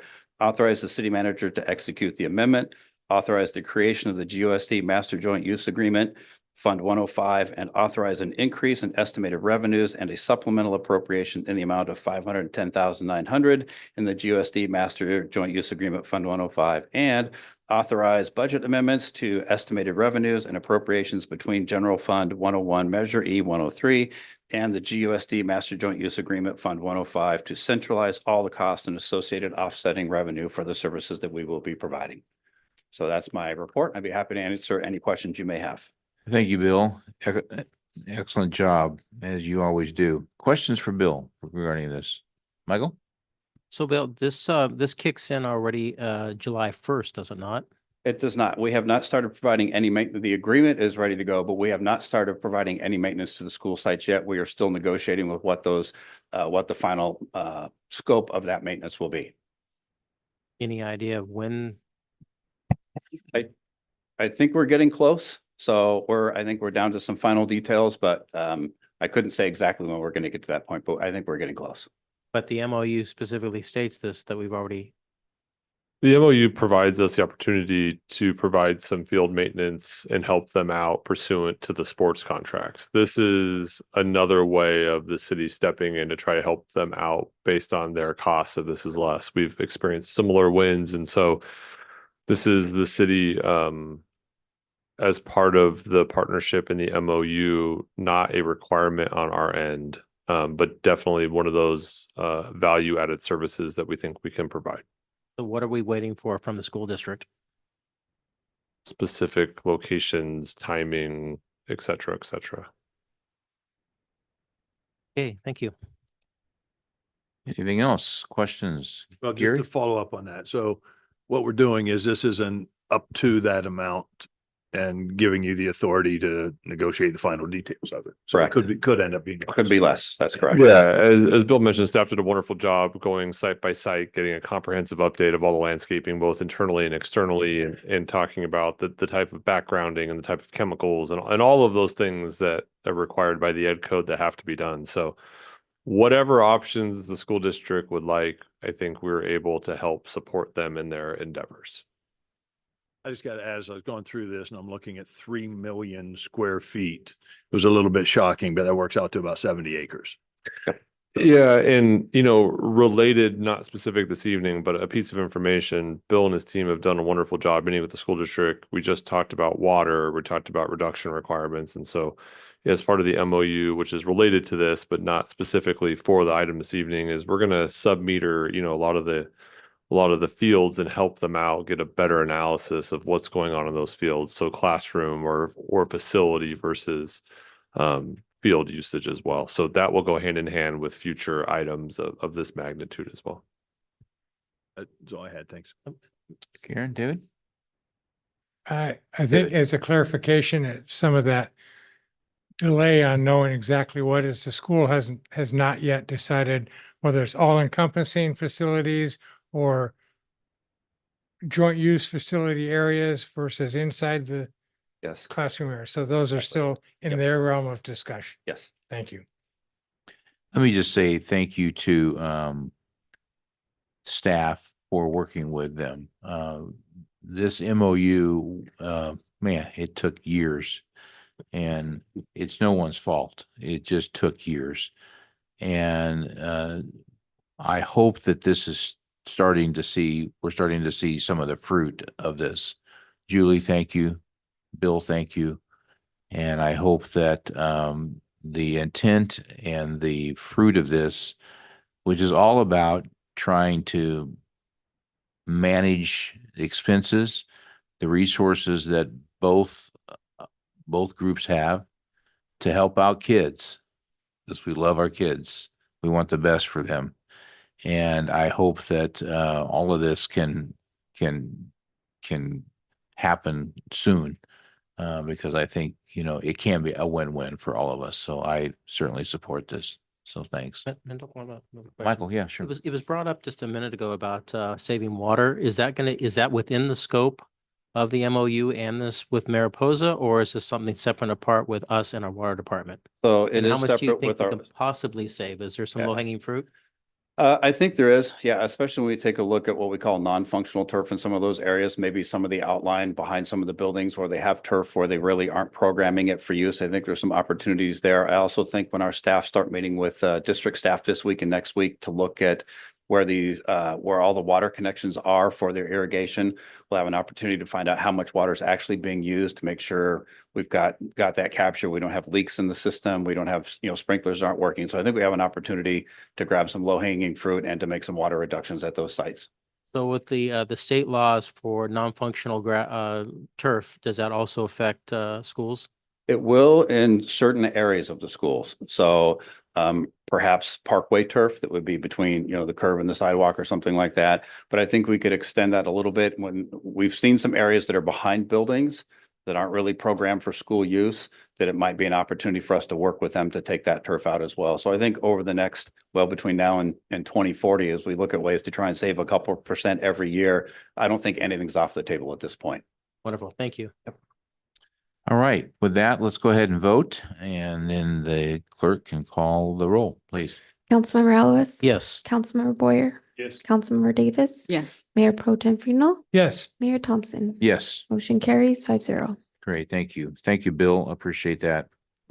All right, moving on to 17, Mr. Michael Sled is going to come up and help us with the approval of amendment number 1 to the agreement between the arborist of West Coast and the city dated June 22nd, 2021 for tree trimming and maintenance services in an amount not to exceed $721,490 for fiscal year 2024 to 25. Mr. Michael Sled, welcome, Michael. Thank you. Yes, thank you. Good evening, Mayor and Council. Thank you for having me here tonight to present on the amendment to the agreement with West Coast Arborists for tree maintenance services. So for a little bit of background, West Coast Arborists, or WCA, is a family-owned company that was founded in 1972 with corporate headquarters in Anaheim, California. They provided quality services to the city of Glendora since at least 1999. That's the oldest document I could find where we had contracted with them, but that's not to say there wasn't something before then. Our current agreement with them piggybacked off an agreement with the city of West Covina and was awarded by City Council in 2021 with an initial term of 3 years at an amount not to exceed $567,000 per year and the 2 one-year extension options. Included in this first amendment would be exercising the first annual extension option, approving a 3.4% CPI increase requested by WCA to current unit pricing, and increasing the total allowable contract cost to accommodate this increase, as well as additional expected costs based on the amount of extra work needs that have been arisen in each of the last 3 years, including in particular emergency response, but also project-related work. And considering the requested CPI increase, it should be noted that this actual CPI for the region has increased over 19% since the current agreement's pricing per unit was bid with West Covina. Funding for the contract is available in the FY 24-25 mid-cycle budget as shown. Water funds would be used specifically only for tree work at water division sites such as the Sierra Madre and San Gabriel Bureau water yards, or where trees need to be removed or maintained around pump stations, wells, etc. The unfunded 10% contingency would provide the spending authority, but not the funding necessarily, to complete extra work for special projects with their own dedicated funding sources. Mostly this would include work related to city capital improvement projects, but also work funded by outside funds such as memorial tree plantings, any grant funded work, etc. Just provides an administrative way to streamline approving those purchases within the agreement. And that concludes my presentation. Michael, that was great. Yeah. Nice and short and sweet. Way to go, bud. Okay, questions for Michael? Seeing none, we have a motion made by Karen, seconded by Gary. Oh, I'm sorry. I didn't see Looking your, down the wave, so. I sorry. didn't see your light on, David. I apologize for that. All right. Thank you, Michael. I support this. However, I have some questions and concerns, and you've already heard my concern about the 5-year cycle. In my opinion, is too long. Only because I walk around town and I see trees that look like they need a haircut. And when they finally get that haircut after 5 or 6 years, I'm sorry, but so many of them I see are incomplete. They don't look like they got combed. They're not finished. And gee, I got to look at an unfinished tree for 5 more years. Who's looking at those things? I don't know what the quality control is, but I'm concerned that it's just not up to snuff, and it certainly isn't good enough to wait 5 more years to come back for another visit. And that's a real concern. I walked the village today. There's ficus trees laying on buildings. It's causing building issues. They're old, those are a whole nother discussion. Ficus trees in the village are, you could talk for a year about that. But those are some of the things that I just wonder, okay, we trimmed this, but it looks like it needs a haircut when we're done. And I'm sorry, that's not what we're paying for. And I've gotten to a point where I log down when certain trees are trimmed because it looks like junk and I got to wait 5 years looking like junk again. I'll go out and work on it a little bit myself and it still looks like junk. So I guess what's our answer and how are we going to address that? I mean, we could review our pruning standards while we're developing the new urban forestry manual plan. That'd really be the way to do it. I mean, right now, For the majority of our trees, we shoot for what's called a natural pruning style. So you're pruning them the minimum that's needed for safety and for tree health. You're not going for particular aesthetics or things like that unless we request specifically like a crown reduction or something along those lines, which usually comes with a higher price than just the grid pruning. So we could definitely review what we want our standards to be as part of that process when we're developing the new urban forestry manual. Just it should be taken into consideration that that will come with an increased cost likely per pruning. Well, that's a challenge because I paid for a haircut. I deserve a haircut.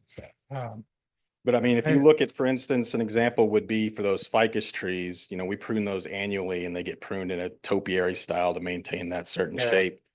And we spend almost as much just pruning those 700 trees or however many it is as we do pruning for the, you know, 3,000 or 4,000 that we do of other types of trees in the cycle. So I think we pay, I'd have to look at the cost, but they're significantly more. It's hard, it's complicated math because it's like you're multiplying both the frequency and the cost per thing, but it's probably 5 to 6 times more per tree, I would guess, to prune that way, if we were going for that type of style. Right, because I know some examples where trees have been trimmed for walking clearance, and I agree. I had to walk under a tree and not lose my hat, so I'm okay with that.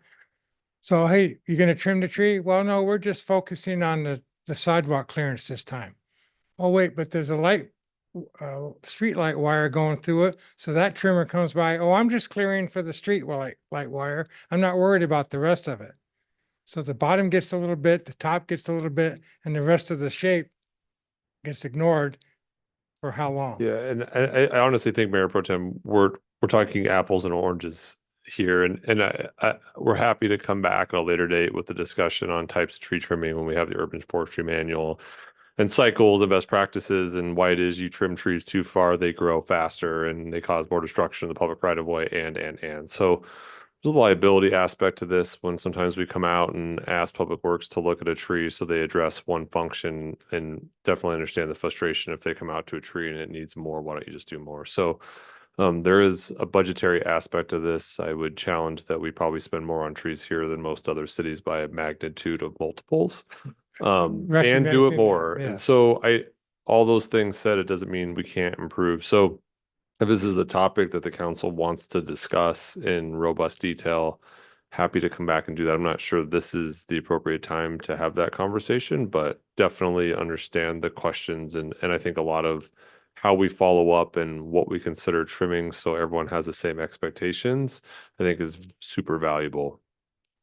And I would just add one other thing as one strategy that a lot of cities use is to prune different types of trees on a different frequency. So we already do that with our palms, for instance. We prune them every 2 years. One of the things we could discuss is potentially pruning them every year.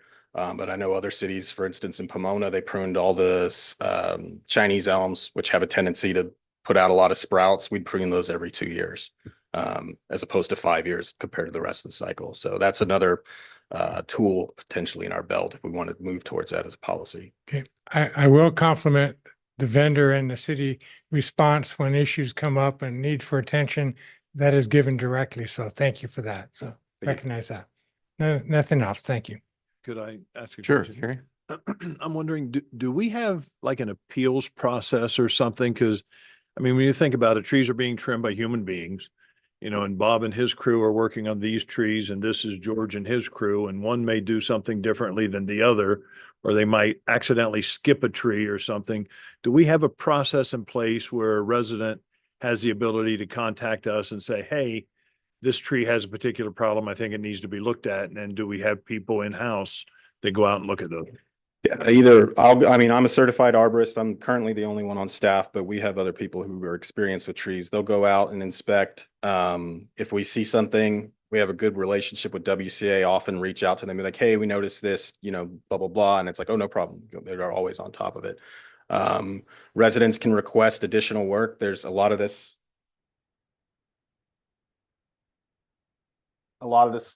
things that you'll see as general and other services will be based on people calling in and being like, hey, my trees seems like it's overgrown, and it's, we review it within the pruning cycle. Oh, it got pruned a couple of years ago, but we'll still go out and look at it and make a determination of like, oh yeah, it could use pruning, because there's stuff that happens. Trees, they don't grow in a they're organic, they're organisms, right? So they grow in unpredictable ways. Sometimes you get a lot of rain, you might have trees really bush out a lot and grow close to buildings or get really low hanging. So we'll go out and schedule additional pruning whenever that comes up and it is necessary. Okay, just checking. So there is a process if somebody has. Yeah. We have a specific tree service request form that people can use, but I usually only put them through that if it's something where it's like, oh, we really don't want to do this.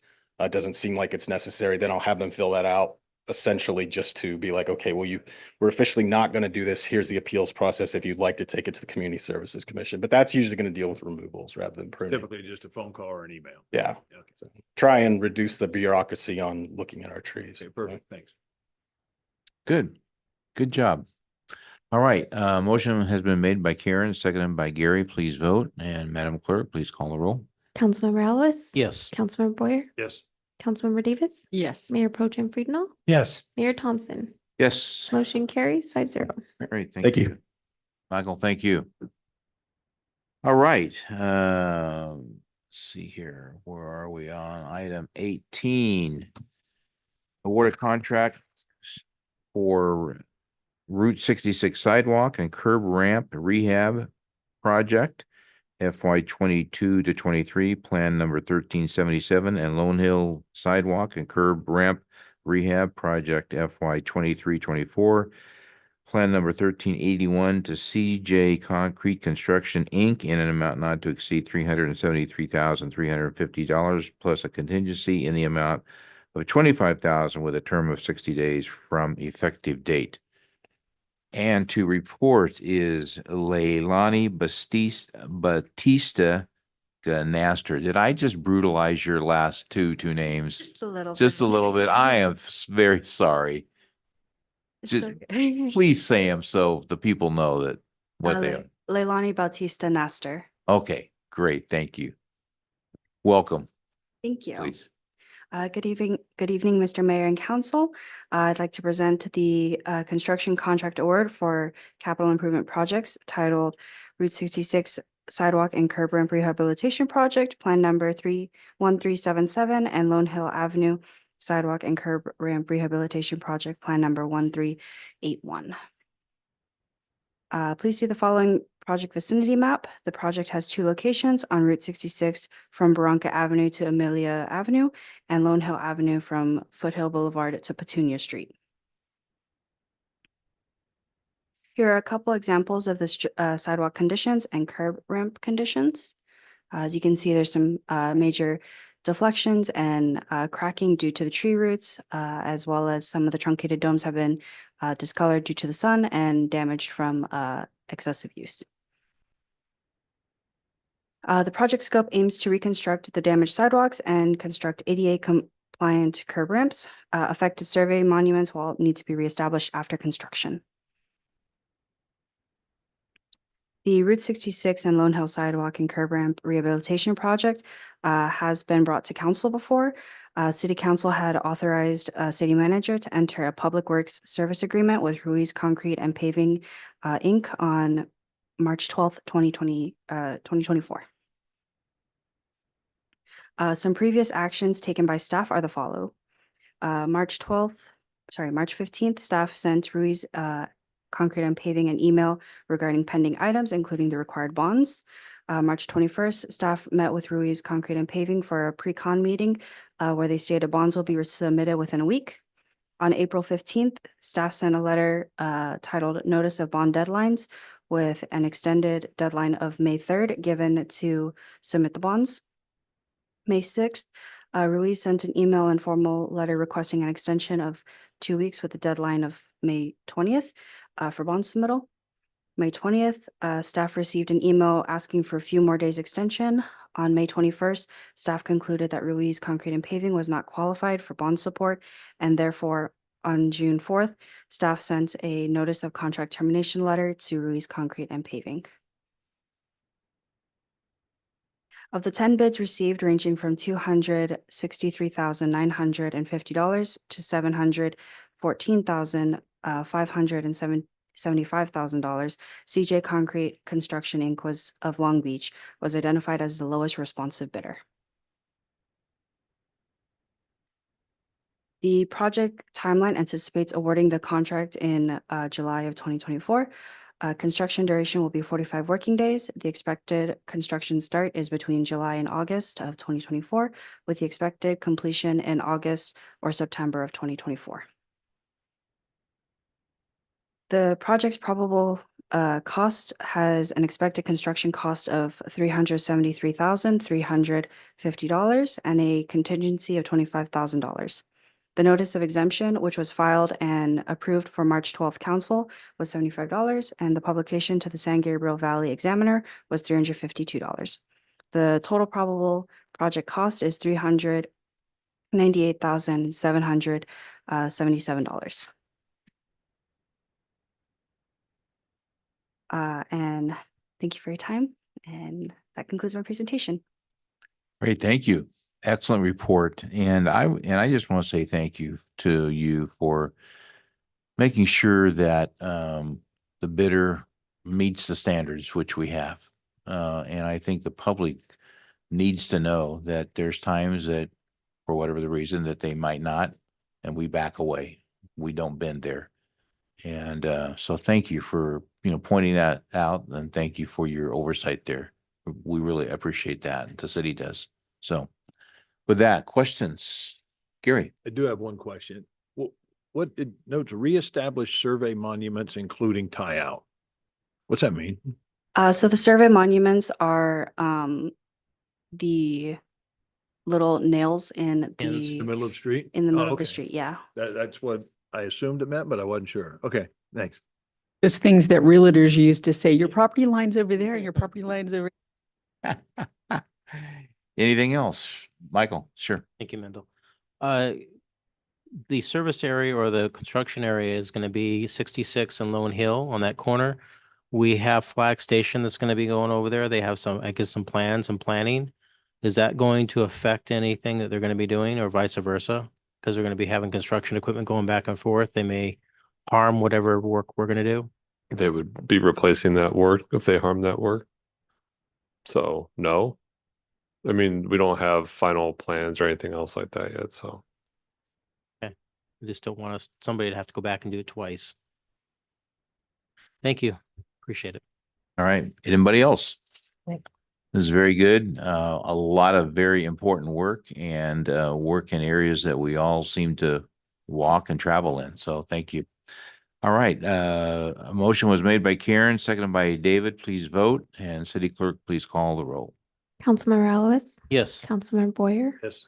Councilmember Davis? Yes. Mayor Pro Tem Friedel? Yes. Mayor Thompson? Yes. Motion carries 5-0. Thank you. All right, we'll go to number 19. Award the professional services agreement with General Technologies and Solutions LLC for a design of the HSIP Cycle 11. In other words, we're going to fix some of the signaling that that we struggle with intersections. And Abel Pagi, I am doing bad tonight with some names. That's fine. So- I'm getting a lot of that. Abel Pagio, sir. Abel, thank you so much for being here, and I am interested to see what you're going to do to help help kind of fix some of the cycling here. So thank you. Yes. Good evening, Mr. Mayor, council members. I'm here tonight to present the Professional Design Services Award for the HSIP Cycle 11 Signal Intersection Safety Enhancements Project, Plan Number 1388.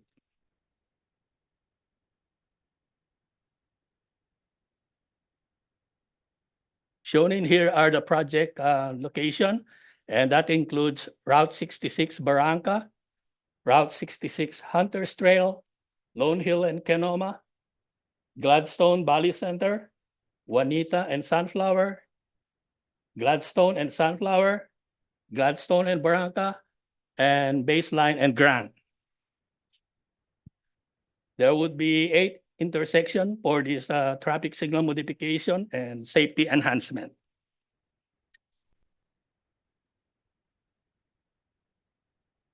And on this slide, it's an example of the traffic signal conversion from pedestal to mass arm. The project scope includes the installation of protected left turn pacing on the 6 location, conversion of existing traffic signals from pedestal to mass arm on other 2 locations, installation of high visibility crosswalk on 8 locations, and if required, it may include intersection lightings, curb ramps, curb extensions, pedestrian push button upgrading of signal controller and cabinet. A little background, the HSIP or the Highway Safety Improvement Program is a core federal aid program with a purpose to achieve a significant reduction in traffic fatalities and serious injuries on all public roads. In 2022, Caltrans released the HSIP Cycle 11 call for projects with an application submittal date of September 12, 2022. On March 9, 2023, staff received notification that the city was awarded 1,733,580 state-funded HSIP Cycle 11 grant for the signalized intersection safety enhancements project. Included with this HSIP grant fund approval are 7 city-maintained traffic signal intersections and 1 county-maintained intersection.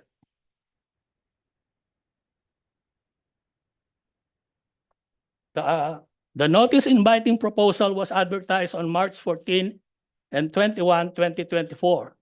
13 prime proposers registered on Quest CDN. 5 proposals were received on April 18, 2024, and proposal ranged from 228,945 to 268,587. After further evaluation of proposal, staff recommend award the design services contract to General Technologies and Solutions.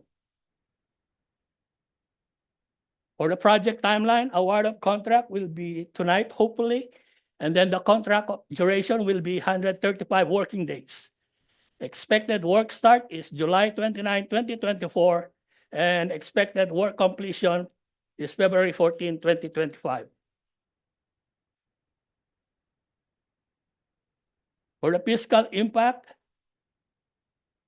the road maintenance rehabilitation was budgeted 1,016,420 for the fiscal year 2024. And the HSIP traffic signal modification high visibility crosswalk grant award was 1,733,580. Total available funds is 2,750,000. Project expenditures, design is 242,985. 10% contingency, 24,299 for the total expenditures of 267,284, and remaining project budget is 2,482,716. That concludes my presentation, Mr. Mayor, and I'm ready for your questions. Thank you. Excellent. And these people are going to be so thrilled when this work gets done. I just know that they are. So any questions for Abel? Gary? One question, how were these intersections chosen? With the help of our consultant, we applied with Caltrans, and basically we had a lot of supporting documents like the traffic accident report, and we submitted that, and it was Caltrans who decided where they would assign those intersections or the traffic. Yeah. I know Abel, I think the official name is the Traffic Roadway Safety Plan. that we had done? Is that the Oh, official yeah. document? Oh, that's part of it, yes. Yeah, Mm. those are the high value targets, so to speak. The Route 66 Pasadena signal is the one we seem to get the most complaints about. And I'm not seeing it on there, but anything will help. And to add to that, sir, the Pasadena and Route 66 has been completed. We did upgrade the traffic, the cabinet also on that location. And so far, we haven't heard much of complaint about that lately. Really? Yes, sir. Okay. That's good news. I didn't know that. Thank you. All right. Anything else for? I was just going to say, this is good news because that will be a great improvement to those intersections. The bad news is it's not going to change Grand and Foothill, which seems to be a popular topic these days. So those folks just have to deal with that one. But thank you very much. This will be And great. I would like to update you on that also. The Grand, Glendora, Amelia, we're all approved for city service requests. And the same thing, we are updating all those major components of those intersections. So we might see some kind of improvement in the next, I mean, like the timeline that they gave me was January of next year. Hopefully it will be earlier than that. You could say January, and then if it gets done sooner, then you can say, "Look, yeah, thank you." Abel's going to be a superhero in town. if he's Oh, not here sometime. that's good news. Yeah. David? So this is design work. This is not replacement yet. Yes, sir. We're only on the design phase. Yes. Okay. Anybody else? Michael? Does this design work include any synchronization? Not with this project yet. They're not included. The synchronization is not included yet. Step one. We're at step one here. Okay, but the hardware at Grand and Foothill, that's all new hardware, right? You're not gonna replace any of that. No, but Grand and Foothills designed and operates by the CPUC. So you guys, we can all blame them. Yeah. Thank you, Bill. All right. Okay, a motion has been made by Karen and seconded by Gary. Please vote. And Madam Clerk, would you call the roll? Certainly. Councilmember Alves? Yes. Councilmember Boyer? Yes. Councilmember Davis? Yes. Mayor Pro Tem Freno? Yes. Mayor Thompson? Yes. Motion carries 5-0. All right. Thank you, sir. Thank you. Great job. Okay, we are down to our last item. Jeff Kugel stands between us and going home. No pressure, Jeff, but we Jeff, are now would be a great happy- time to remind the council that the item only lasts as long as they talk. That's true. Yes. So annexation is the topic here, and Jeff's going to present an overview of what that means in the unincorporated areas within the city of Glendora's sphere of influence. Wow. Yeah. That's a pretty awesome Yeah, there's way of saying it, The few terms to unpack here. Sphere of influence. Yes. Okay. Yeah. It's yours, Jeff. Sounds very international in its scope. But so just a summary of what I'm going to cover. This was one of the goals of the council's 23 to 25 strategic plan to consider possible annexation of county islands within the city's sphere of influence. And so those county islands are those little pockets within the city. There's about 5 of them that, while they're surrounded by the city of Glendora, our jurisdictional boundaries, they're actually unincorporated and they're within the county of Los Angeles's jurisdiction. So if you call for an emergency, you're going to get a county sheriff to respond. Your might be picked up by a different trash hauler than the city's trash hauler. So municipal services are provided by the county. So I'll talk a little bit about that. I'll talk about a little bit about the Local Agency Formation Commission, which is the agency that oversees boundaries that are set by cities in California. Talk about the 5 unincorporated areas, a little bit about the annexation process, and then request direction from the council to move forward on the annexation or, place a hold on it for now. So LAFCO, which stands for the Local Agency Formation Commission and Annexation. Just briefly, this is a process that's governed by state law. Of course, Glendora is a general law city in the state of California. And California has organized its cities and organized a body for each county within the state of California called the Local Agency Formation Commission, which establishes a set of boundaries for each city within the county, and it identifies a sphere of influence. And what that means is that is the ultimate full jurisdictional boundaries of that city. So while we may have pockets within the city that are not incorporated, the sphere of influence is an area that includes all of those areas, including the city's full jurisdictional boundaries. The city has been preparing and annexing areas for many decades, and has adopted ordinances related to that, as well as pre-zoning for those areas that would come into the city. Annexations of land that's unincorporated can be initiated by the city itself or by a petition of the affected property owners. This map is from the Los Angeles County Formation Commission, LA LAFCO, and this indicates the area in blue is the city of Glendora. The red area around it is the city's sphere of influence, and the sort of the cream colored areas, there's a large one in the north part of the city, and there's a handful of smaller ones. Those are the unincorporated islands within the city's sphere of influence. There are 5. And I'll talk about them. You just quickly go over each one. 1 and 2, these are areas in the northeast section of the city. Area 1 is it's about 566 acres. It includes basically the area up Glendora Mountain Road. The city's jurisdictional boundary only goes up so far. It also includes the Stone House that's on Big Dalton Canyon Road. I know that's one of those city-owned facilities that's actually not in the city of Glendora. There are a couple of those. This is just one of them. And it includes the second area is 1 parcel up Bluebird Road. It's a single parcel. Number 2, it's about 7 acres, completely surrounded by the city of Glendora.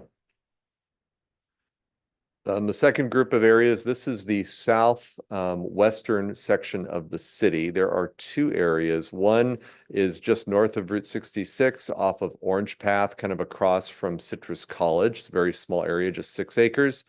And then there's a 25-acre piece that is actually part of a island, quote unquote, that crosses both the city of Azusa's sphere of influence and the city of Glendora. So part of that island is within the city, and that is the area off of Barranca, where Mauna Loa intersects Barranca Avenue. The next area number 5, is 64.5 acres near the corner of Barranca and Sierra Madre. About 10 years ago, as part of the La Colina development, the city completed an annexation around 2013 to take in a number of unincorporated areas within this quadrant of the city, and this is the last remaining island in that section.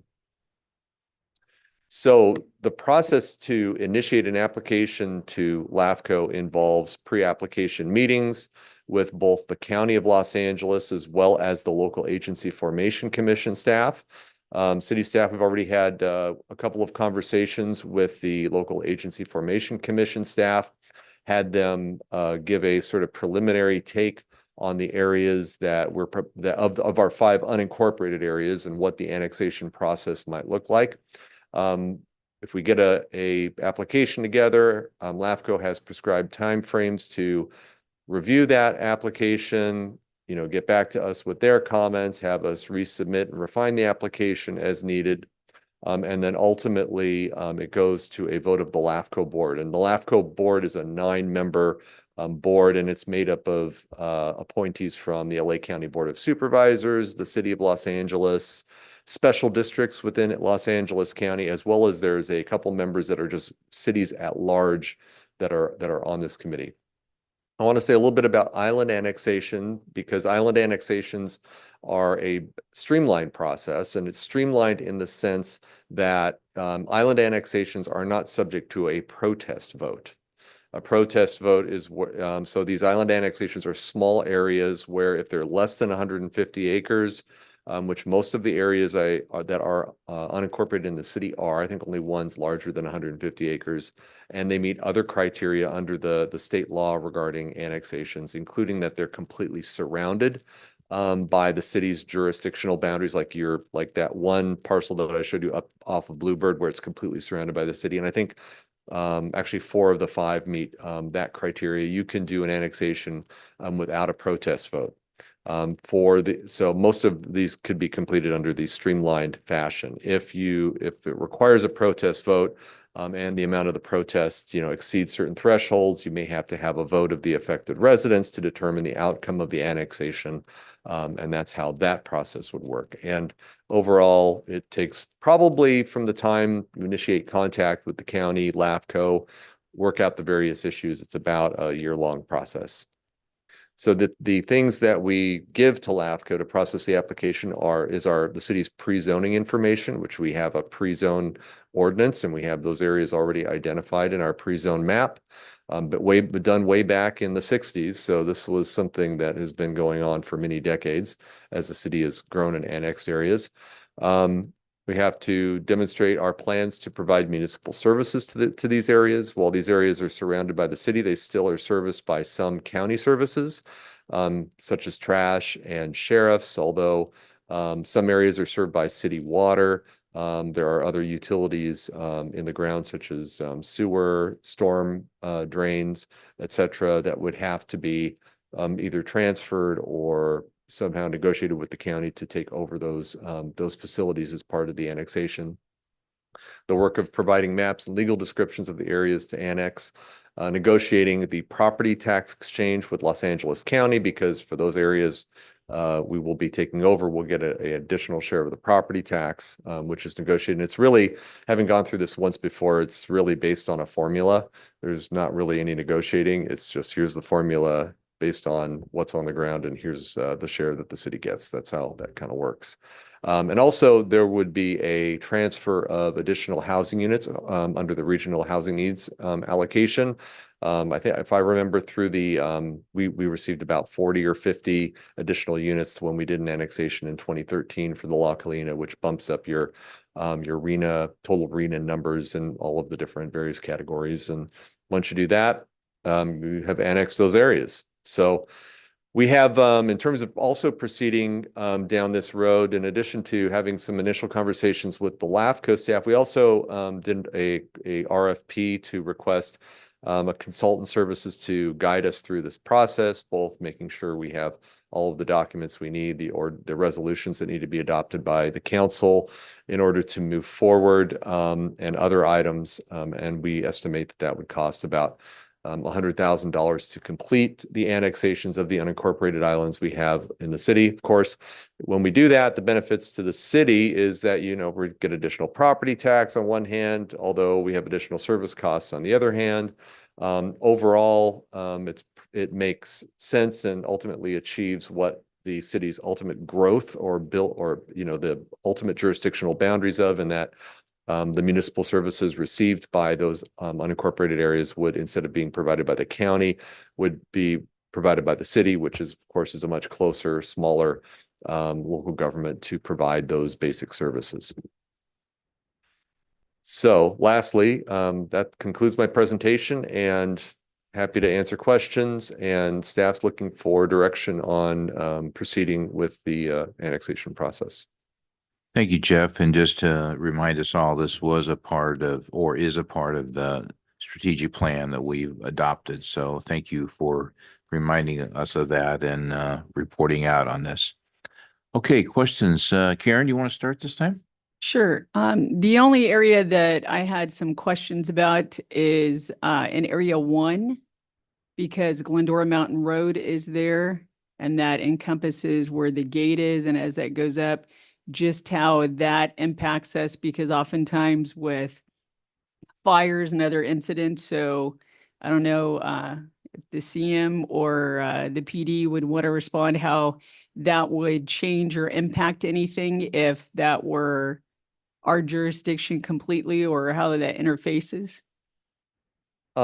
Well, LA County Fire would currently serve the area, and a lot of this area is also within the U.S. National Forest. Right.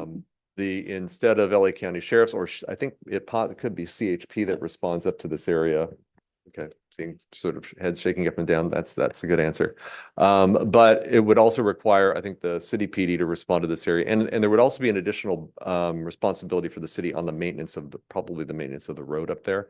As well. There's not really any residents in this area. No, I know, very few, and that's so- why just a lot of it is road and traffic and fire safety.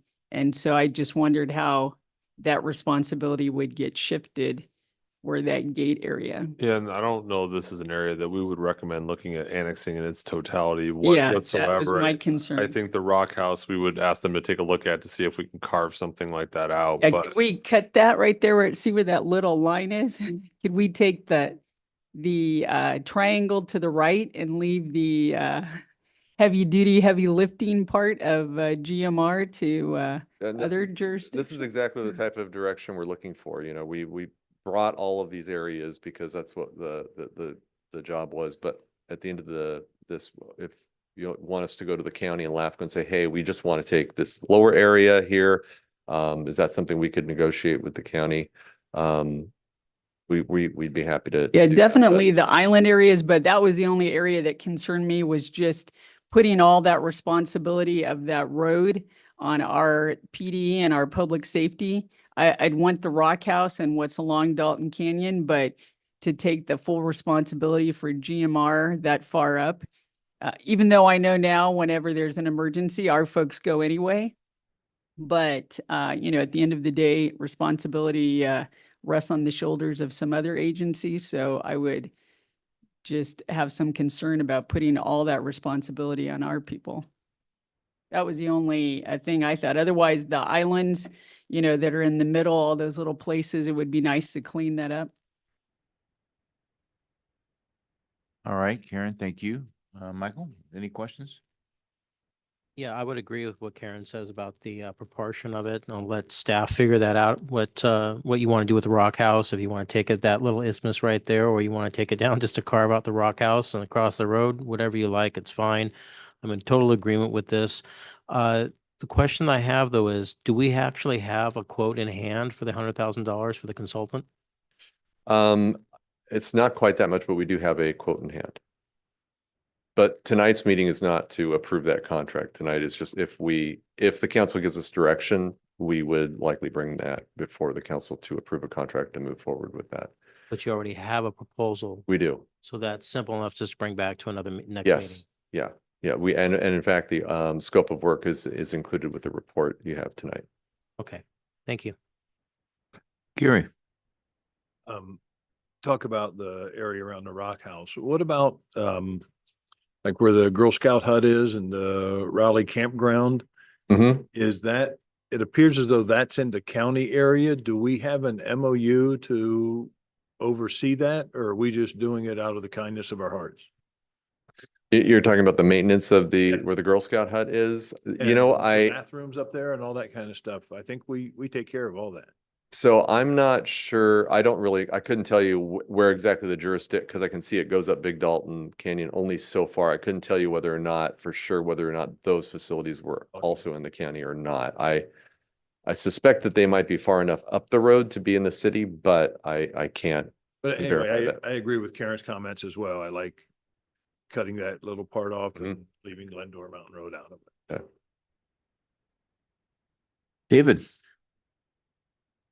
Thank you, Jeff. Concur with Big Dalton Canyon. I think we ought to look at that triangle and narrow it so we at least have the property that we use. Maybe it's up to the flood control, the second gate at the flood control area, and call that county and leave it alone. But everything below it, we use it. We ought to get to do it. No, we don't want Glendora Mountain Road. I have a question. Area 3. The one that is not a full island, but it has the city limit on Barranca. Mhm. The 25 acres, I guess, is the part east of Barranca. Would that be correct? Yes. Okay. Would we anticipate a challenge from the county if we were to ask to divide that?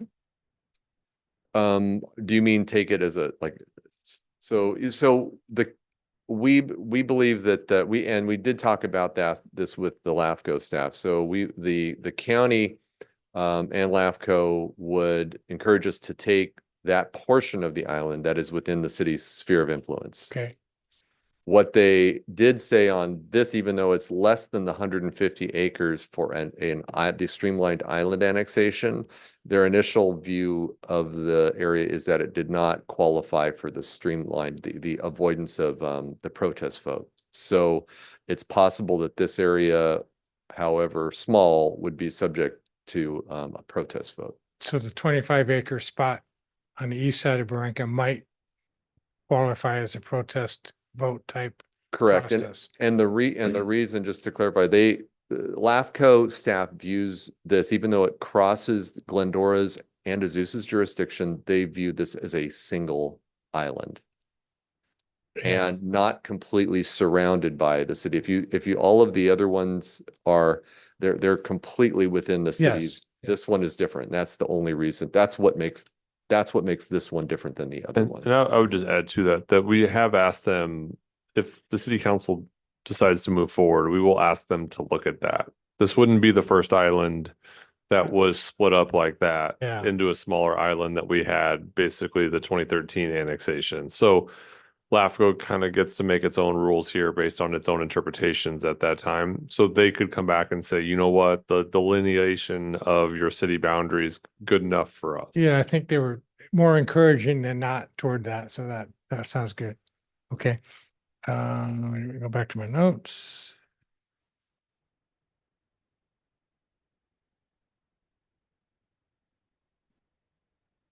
No other questions. Thank you very much. Very good.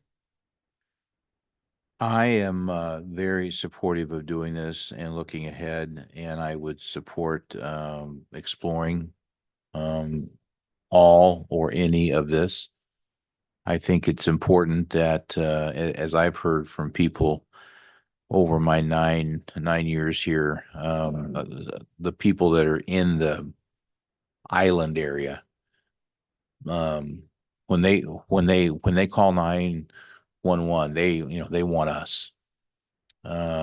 There's confusion, as you said, on trash and water and sewer and all kinds of different things. And I think that if we can button this up, that this is a good time to explore and do it. A former mayor has reached out to all of us, but he specifically reached out to me, and he supports this, Cliff Hamlow. And back in his day, he attempted to get this done, and for whatever the reason, it couldn't be done.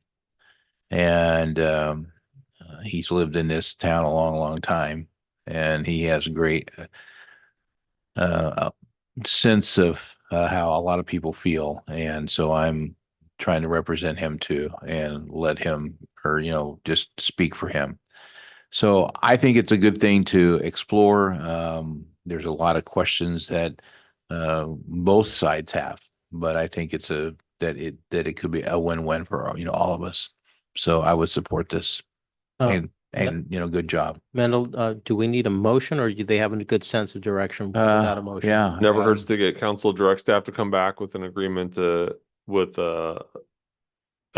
as we mentioned, the provider and their direct staff to negotiate an agreement based on an RFP response for city council consideration. So moved. Perfect. I would just add, and I think you guys had a wonderful presentation tonight, and appreciate all the outreach you've done to LAFCO. This is not your first rodeo here. You've been through this process before. Part of the reason why the RFP was written and a little more expensive than I think staff anticipated was we included robust public outreach as a part of the process. I think one of the big misconceptions when the city moves forward is that everyone gets new roads and streets and sidewalks, and it's just not the case. And so I think we need to be really clear on the expectations through this process. So we're super appreciative of staff on this for including an RFP, a very robust outreach to the community so we can all ensure that while not everyone may agree, we'll all be on the same page about what the expectations are. And I think that's really important in this process. Thank you, Jeff.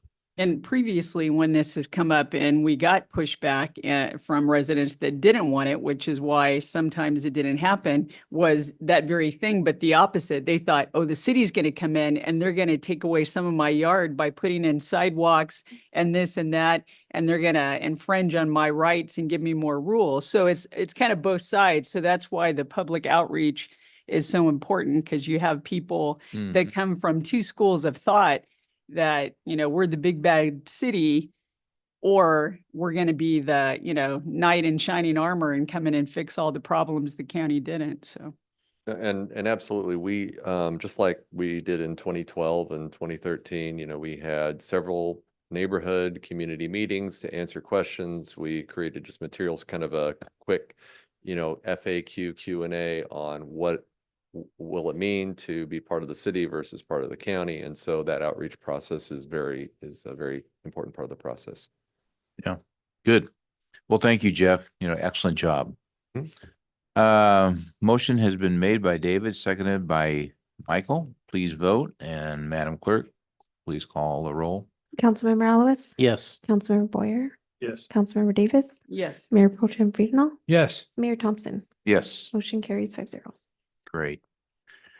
Well, that takes us to the end, and I want to leave room for any parting remarks. Michael, anything? Happy summer break, 6 weeks. Yeah, great. Gary? Karen? David? I echo what Michael said. Have a safe summer. Before we start up again, school will have started. I know that's scary for some of us, for the students, but they will be back, so be aware of them. Have a safe summer. We will be back on August the 27th, and I need to see John and Jeff and Bill and Kyle after we, you know, close. And it's all good, guys. So you're not in the woodshed, but it's just good. But I just wanted to make sure that you guys didn't split really quickly. Adam, anything? Danny, I want to say Danny this time instead of, you know, your predecessor, Bill. All right. Well, listen, have a great summer, and we are adjourned at 9:22.